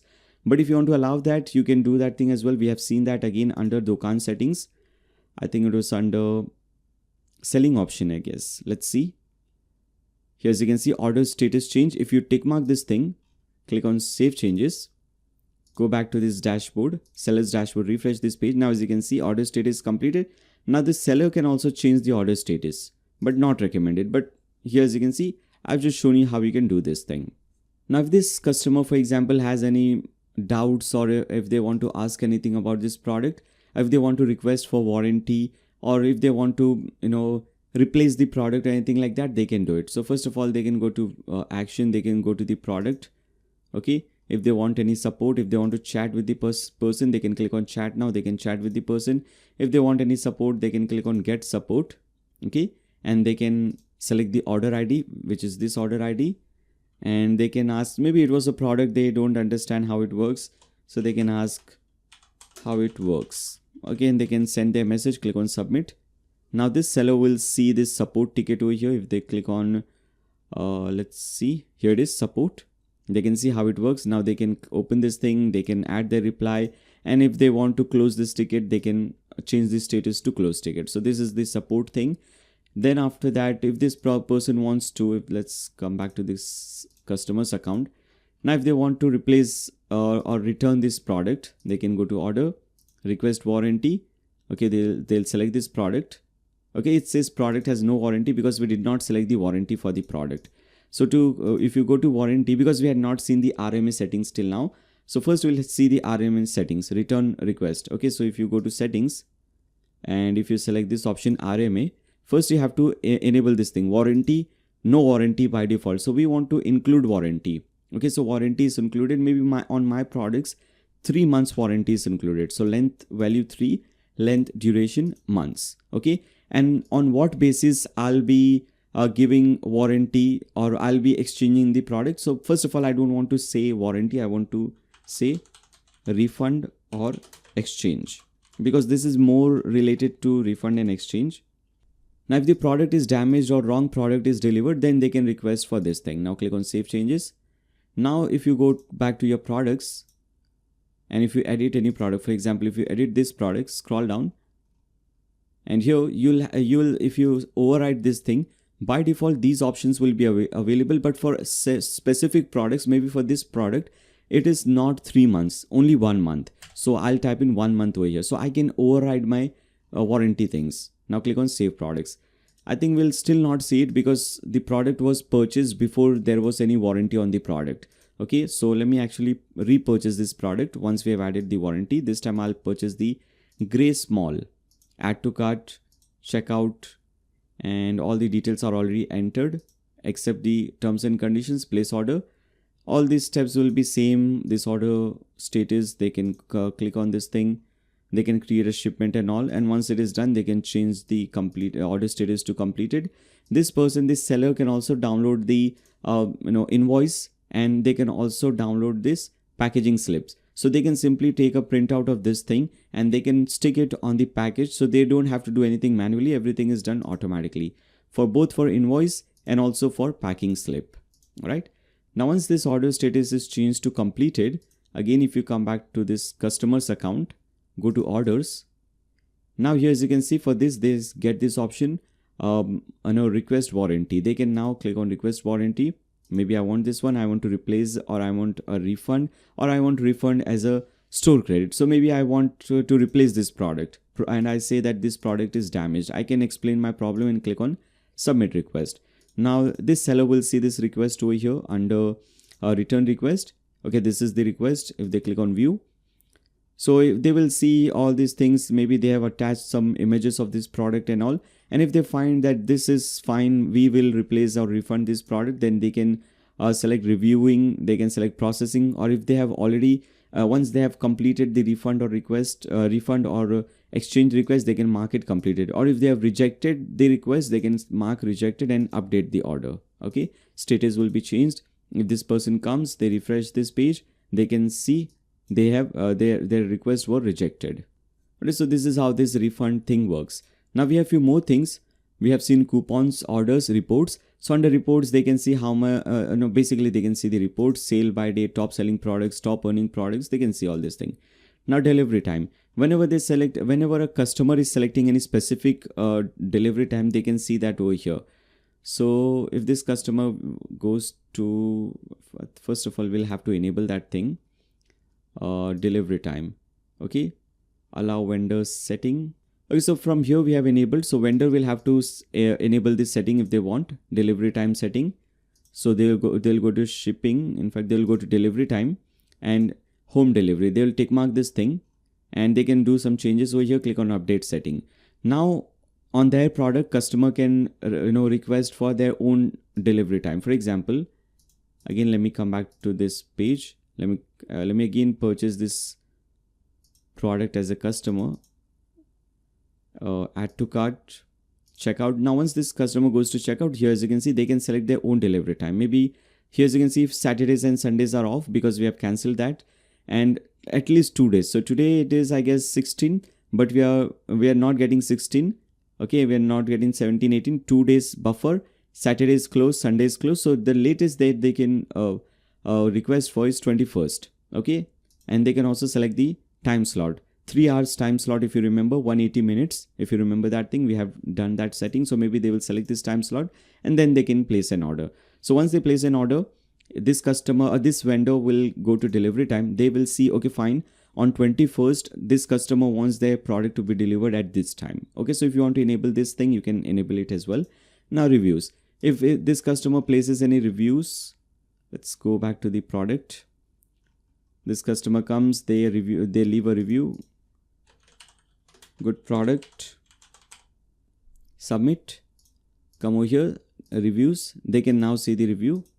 Okay, so here as you can see under approved reviews, it says once, but again under Dokan setting, we had disabled the customer, we have disabled this seller to make any changes in the reviews. So they cannot talk with the person who has left the review. Basically they cannot change this. What happens is, if you enable them to change the status of reviews, they can even delete any negative reviews. So that is the reason why they are not seeing that thing. Then we have the withdrawal option. Here I have this much amount in my account, as you can see, 1554 rupees. 10% is automatically, if you again go to reports, you will see that thing more clearly. The sales was this much. Okay, this is your total sales. And after that, if you go to top selling product or top earning products, this was the sale. Okay, and this is your earning. And if you go to statements, you can see on what date, what order was purchased. Okay, what is the balance that is left with you. So everything is calculated automatically over here. Now if you go to withdrawal, 10% of your sale is, if you click on this thing, you will be redirected to the statement option. Now if you want to withdraw this thing, you can select by whether you want to withdraw it on bank account or whether you want to withdraw through PayPal or Skrill. You can select this option, and after that you can request for withdrawal. Okay, so you can click on request withdrawal. Maybe I want to withdraw the entire amount through bank transfer. So I'll select bank transfer, click on submit request. Now withdrawal request is sent successfully, as you can see. Now you as an admin will see this thing under Dokan withdrawal. You can see this is the request. If you click on this thing, you can see this is the bank account details of this person. Now once you have transferred this amount to the seller, you can now change the status to approved request. So request was approved and the payment was made. Now this thing will disappear from here, but it will appear under approved. So this was approved. And again, if you go back to the seller's account, click on withdrawal. Now they have zero balance, and under last payment, as you can see, this payment was successfully made on this date. So this is the withdrawal option. Return request we have seen. Staff. Now this seller can also create a staff. So maybe this seller is a big seller. They have hired few people to look after sales, marketing, promotion and all. So they can create different account for different staffs. They can just click on add new, add the account details of the staff, click on create staff. They can give these details to their staff and they can log into the dashboard and they can do only those specific tasks. Let me actually very quickly do this thing. So maybe let's create an account for Alex White. Okay. All right, alex@gmail.com, some phone number, click on create staff. Now once they click on create staff, after that they can click on edit or they can click on manage permission. What all this person can do, so they can see the sale report, they can manage order, they can also maybe manage reviews, they can delete, no they cannot delete any product, they can add a product, view the product. All right, so what all permission you want to give them, you can select them. Maybe they can also manage suppose ticket. Now click on update permission. Again come back to staff, click on edit. Now this time also set a password for this staff. Okay, now what you will do is update setting first. Now you'll tell the staff that this is your email and this is your password. Go to this page, click on dashboard and log in with this email and password, and now they will see only those things that you have given permission them. Then analytics, once you have added Google Analytics, once you have connected your website with Google Analytics, you will see more analytical data over here. Under announcement, you can see your account is not connected with Razorpay. You can connect your account with Razorpay for automatic payment. If you click on this thing, you can connect your account with Razorpay. If you go to this option, dashboard here, as you can see here also, you have to sign up on Razorpay. So as I said earlier, if you use Razorpay, this split thing will be automatically done. The money will be automatically split between the seller and the customer. So for that, you'll have to first go and sign up on Razorpay. So you can click on sign up on Razorpay, or if you already have, so you can enter all the details and click on connect account. Or if you already have an account with Razorpay, you can select this thing, enter your account ID, click on connect account, and your account will be connected. Then let's see what we have next. Announcement, support we have seen. So payment we have seen. Now verification, if you want to verify the seller, you can ask for them ID verification. So they can click on start verification, whether passport or national ID card, driving license. They can upload a photo for this. Maybe this is my passport photo, I can upload it. Phone number verification, we have enabled it with Twilio. So if this person enters their phone number, click on submit, they will get that code on their phone number and they will have to enter that code. Only then their mobile number will be verified. Similarly, for address verification, they will have to upload they'll have to add the address, upload a proof for that. So basically just scan copy or some image or some photo of their address proof, insert proof, and after that they can start verification. Okay, they can click on submit. They can click on submit. Now if you again come back over here, under Dokan, if you see, we should have verifications, which is over here. And here, as you can see, for passport, this is the photo. If you see this photo is correct, you can approve this photo verification. If you see, this is the address. This is the proof of address. If you click on this, you will see that image that they have uploaded for proof. If you think this is good, you can approve this thing as well. And you can see that if you go to approved, you can see their photo and address is approved, phone number and company not yet approved. So you can see this status as well. Then delivery time we have seen, shipping we have seen, rest everything is good. I think we have completed this thing. All right. So we have completed this part, all the technical part, sales, multi-vendor, seller, all these things. So basically we have seen all the features, only the designing part is left. So if you see the demo, if you go to the website, this is how your website is looking from the front end, very blank website. So all the technical part, WooCommerce, e-commerce related part is completed, only the designing part is left. So let's start designing this website. Let's start with the home page. Let's see how we can create and design this home page. So for this, again, come back to your dashboard. Now here we'll create a new page. So we'll click on pages at the left hand side and click on add new to add a new page. Now because this is going to be our home page, under title we'll type in home and we'll just publish it. Now we have to set this page as our home page. So we'll again come back to the dashboard. And you will see the settings option. Under settings, click on reading. So hover over settings, click on reading. Now your home page displays your latest post. We want to display a static page. So select the second option, a static page, and under home page, select home and click on save changes. All right. Now again, if you go back to pages, you will see the home page that you just created. Now this is your front page. Here it says this is your front page. Now let's see how we can edit this page. So for that, we'll click on this edit button. And we'll be using Elementor page builder for this. So we'll click on edit with Elementor. Now, obviously, I'll not be teaching you how to create this page from scratch because that is going to take another 1 or 1.5 hours if I just show you this thing. So I'll just give you the file. You can import this file on this website and you can create this website. If you still want to learn how to create this website, how to design this page from scratch, you can watch this video. So if you see this video, how to create an e-commerce website with WordPress 2022, this is the design I've used. If you just search for e-commerce, Nayyar Shaikh e-commerce 2022, not 2020, 2022, you will see this video. Okay, the very first video, how to create an online store. If you open this video, and over here, if you see, I've given you these chapters and time frames. If you click on this thing, and if you see, this is where the homepage starts. Creating homepage 1:19:02, 1 hour, 19 minutes and 2 seconds. So from here, I have shown you how you can design this page from scratch. If you watch, okay, I've shown you how you can design this page from scratch. Okay, like this here, as you can see. So this is the exact same page that we are creating. Obviously, if you want to learn how to do it from scratch, you can go to that page. I'll give you the file. You can just import it on this website. So click on this option, add template. Go to my templates and select import template. Okay, this button, import template button, click on this, click on select file, and under media folder, you will see this pages folder, open that. And here you will see home page and contact page. Import both the pages. First, let's select the home page, click on open, click on enable and import. And now you will see your home page will be imported. And just like that, we'll also have to import our contact page. So click on import template, select file. This time select the contact page. All right, so both the pages are now imported. Now because we are creating the home page, we'll select home page Dokan 2022 and click on insert. And you will see this entire page will be created for you. With all the media files and everything, this will be created for you. All right. Now one thing that you will not see is that products will not be displayed.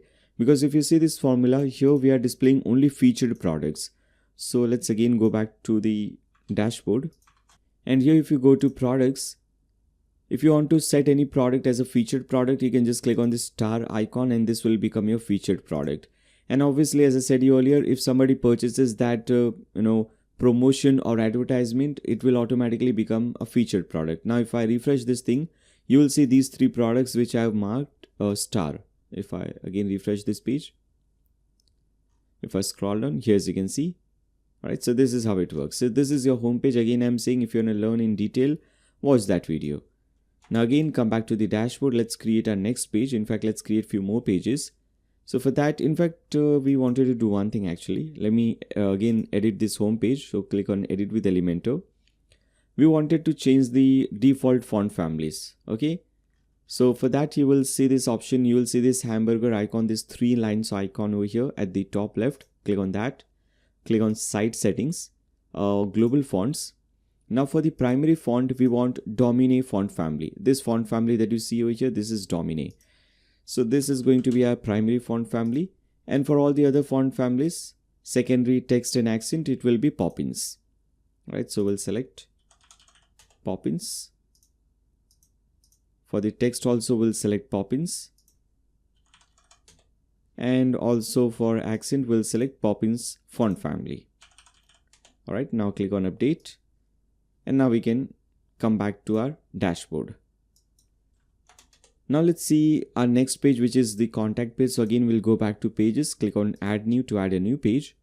Under title, we'll type in contact or contact us. Now click on publish again. And again, click on edit with Elementor. And this time we'll again click on this option, add template, and we'll select my templates. Select the contact Woostify, click on insert. Your contact page is also present. If you want to do some changes, you can click on this pencil button.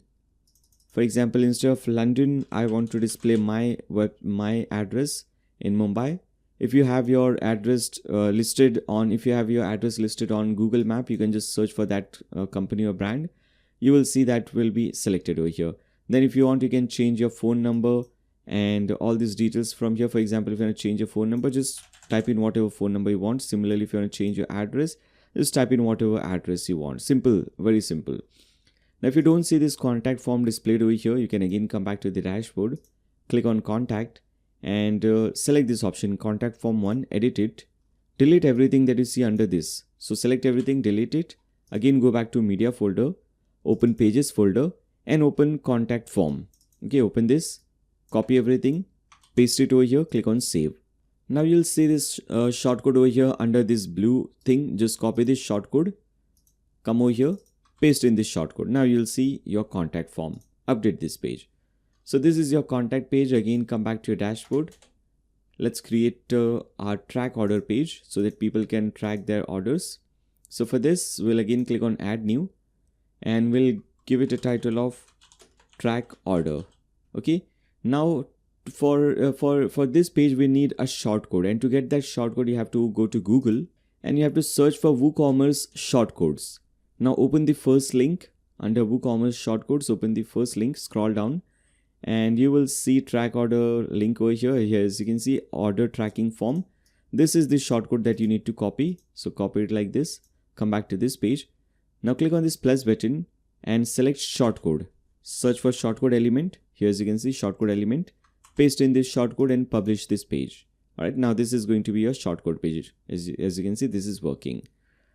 Then let's see how we can create a blog page. So again, we'll come back over here, click on add new, give it a title of blog and publish it. We don't have to do anything. We just have to set this page as the blog page, just like we did with the home page. So under settings, click on reading. Now under post page, select the blog page and save changes. Now to create a blog post, you can go to post. First of all, you can delete the hello world.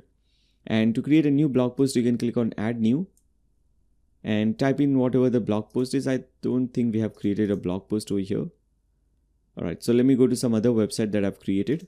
So this is another website that I created, listing website. If you want to watch this website, you can just go to YouTube and search for Nayyar Shaikh listing. You'll learn how to create a business listing website. Now here, as you can see, these are all blog posts. So I'll copy this. I'll just open this one. This is going to be your blog post title. So I'll paste it under title, and after that, this is going to be your content. So whatever content you want, you can just click and just type in your content like this. Okay. Obviously we don't want this. So I'll delete it and paste in some content. Now at the right hand side, you need to click on post and we need to set some image. So this featured image that you see at top, that is your featured image.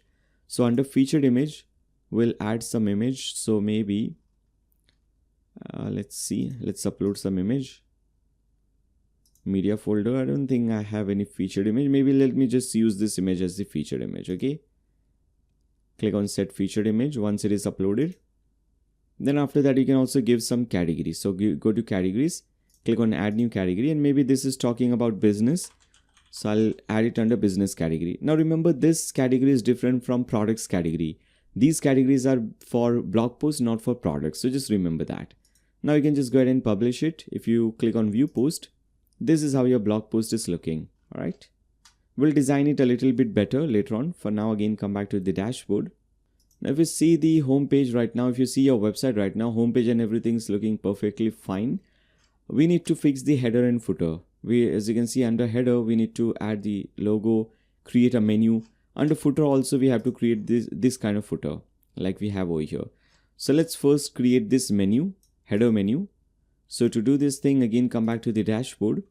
Now to create a new menu, you have to hover over appearance and click on menus.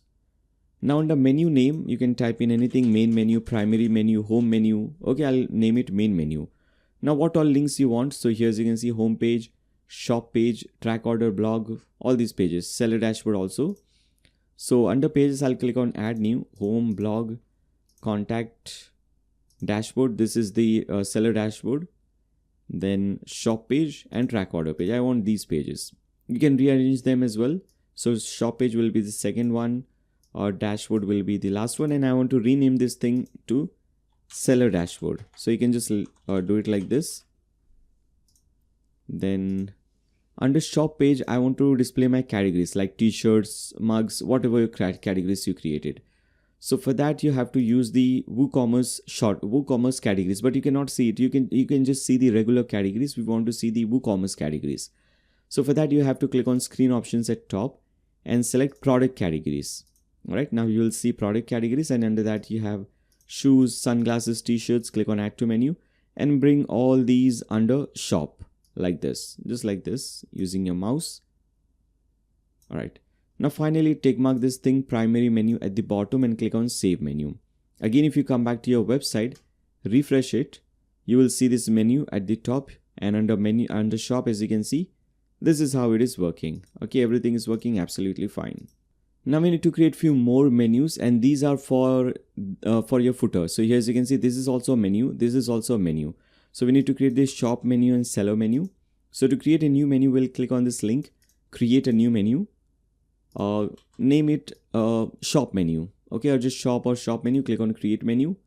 Now here I want shop, orders, addresses, and logout, these four. Okay, so first let's search for the shop page, which is over here.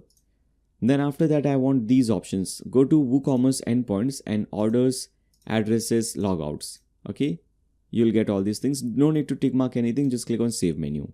Now again, click on create a new menu, this link that you see over here, create a new menu. This time we want to create seller menu. All right, click on add create menu. First of all, we want to add seller dashboard, which is this, add to menu. Now if you go to your seller dashboard, if somebody wants to create a product, they will go to this product link. So I'll right click, copy link address, and I'll give a direct link over here. So I'll go to custom links, paste in the link, and under link text we'll type in add product. Now click on add to menu. Okay, so this link is added. Similarly, if they want to go to withdrawal, they can right click, we can right click on copy link address and paste in the link under URL, and we'll type in withdrawal over here. Click on add to menu. Again, no need to tick mark anything at the bottom. Click on save menu. Now you will not see those things at the bottom right now. For that, you will not see those things in the footer, because before that we'll have to create a footer. So for that, we'll do one thing. We'll click on customize, and we have a lot of options. We'll see all these options one by one, but first let's see the footer option. So click on layout and select footer option, which is over here, footer. Select footer, and here footer column is 0. We want 4 columns. If you see the demo website, we have 1, 2, 3, and 4 columns. Okay, now if you scroll down, here as you can see, we have 4 columns. And now we can click on publish. We can also redesign it. For example, this is the background color for footer. If you see, okay, this color F0, F0, F3. Okay, so I want to change this color. So I'll go to design, and here as you can see, background color. Click on this color code and type in hashtag F0, F0, F3, and now you'll get this color. All right. Now for link and text color, I want black color. So I'll select the black color for link. Also for text, I'll select the black color. All right. Again, come back to general. Now at the bottom you have the copyright text. So if you want to change this copyright text, we'll just do it like this. The beginning part, copyright 2022 site title, is good. After that I want to change made by Nayyar Shaikh. I want to type in this thing, made by Nayyar Shaikh. Alright. Now publish it like this. Alright, we have the footer. Now let's keep this page open, come back to the dashboard again. Now let's create a footer widgets. Okay, like these are the widgets that we need to create. So for that we'll go back to this option. Under appearance you will see widgets, click on that. Now we'll see footer widget over here. Let's create a first footer widget. This is the text. I'll just copy the text, click on plus button, and we'll search for paragraph. Let's use paragraph for this. Paste in the text like this. Then for the second one we want navigation menu. So click on plus button, search for navigation menu. Here it is. Now we want to display the shop menu, okay, that we created. So under title I'll type in shop, and select menu I'll select the shop menu. Again click on the plus button and again search for navigation menu, because again we want to display a menu. This is seller menu, so I'll give it a title of seller, and we'll select the seller menu that we created. And in the last one we just want product tags. Okay, so if you search for product tags, click on plus button, search for product tags, products by tags. I don't know, not products by tags. I'll remove this one. Click on this, search for tag cloud, product tag cloud, and select this one, tag cloud. Okay, and after that you can just update this thing. Alright, so this will, if you refresh this page, this will be your footer. Now again let's scroll down and you can see this is your footer. Alright, then okay, this is coming, we'll need to fix this thing. Alright, we want paragraph. So let me actually do one thing. Let me delete this one. Okay, we want only 4 columns, not 5. Update. Alright, this will be deleted. Only 4 columns will be available. Now for the shop menu, if you go to the shop page, first of all at the shop page we want this sidebar at the left hand side. So we'll go to layout and select sidebar, select shop page, which is over here, shop archive page, and here select left sidebar. So this sidebar will come at the left hand side. Now click on publish, and now whatever sidebar, now sometimes these widgets can create some problems for you. So if you have any, like if you just saw we got this problem over here. So if you have any problem like that, you can use this plugin. If you go to plugins, click on add new and search for this. You'll see at the very top in the page classic widgets. This is the plugin that we need. If you don't see this thing, just search for classic widgets by WordPress contributors and install this one. Very lightweight plugin. So once it is installed, you can go ahead and activate this plugin. And now you have to redo the widgets, but it makes it very easy. If you go back to widgets, here as you can see footer widget, and I'll delete this thing. I'll delete these 2 blocks. Navigation menu is fine. For the first option, I want to copy this much first. I want to use the text element. So I'll scroll down, use the text element, and I want it under footer widget. So I'll select footer widget, click on add widget. And I'll paste in the text. Okay, like this. Click on save. And we want this text at top. Now for the last one, we want tag cloud. So if I search for tag, let's see, product tag cloud. This is the one that we need for footer widget. All right. Now again, if I come back over here, refresh this page, now everything will be fixed. So sometimes this could create some problem for you. So you can use this option. Okay, you can use the classic widgets. If I again scroll down, now as you can see, everything is looking perfectly fine. Now let's see the shop page widgets. Okay, at the left hand side, we want some widgets in the shop page. Okay, like this we have, like the one we have in the demo website, all these filtration options. So first we have search products. So search for products. So we'll use the WooCommerce sidebar and let's search for search element.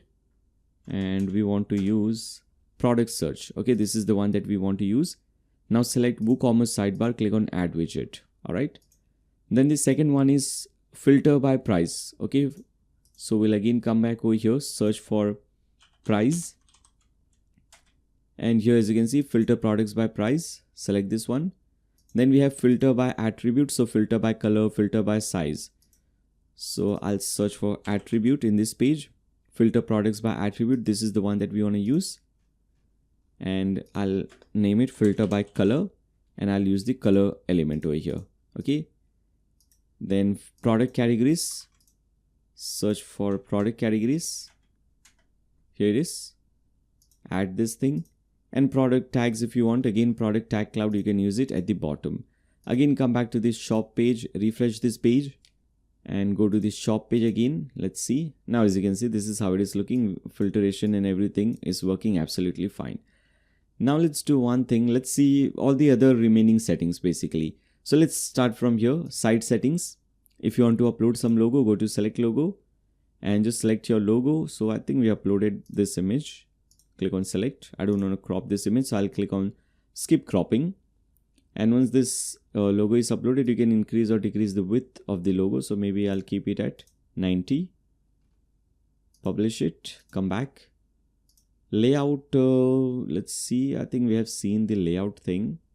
But for blog page, I want to fix the blog page. If you go to the blog page, this is how it is looking. I want to display the first layout. If you select the first layout, this is how it will look like. Okay. You can also go ahead and design this thing. Then we have let's see what we have next. So color and all. So if you go to color, this is the primary color. Okay, this blue color everywhere is used. Okay, you can see. So instead of this blue color, if you want to use maybe some other color like, let's see. Maybe this color, a little bit darker. Maybe let me use some red color like this. Okay, if I select this color now, as you can see, the cart icon and all the other things are now this color. Okay, so you can change this thing. Text color will be black, so we'll select text and we'll make it black. And accent color is also black, which is good. Now you can publish it. So text color and everything is nice black color. Come back. Buttons, what all color, as you can see, these are the button colors. If you want, instead of this thing, if you want green buttons, or if you want whatever button option you want, you can have that thing. All right. If you go to shop page, okay, so this is not working now. Publish it, refresh this page again. Now, as you can see, wherever you have buttons, this will be the button color. All right.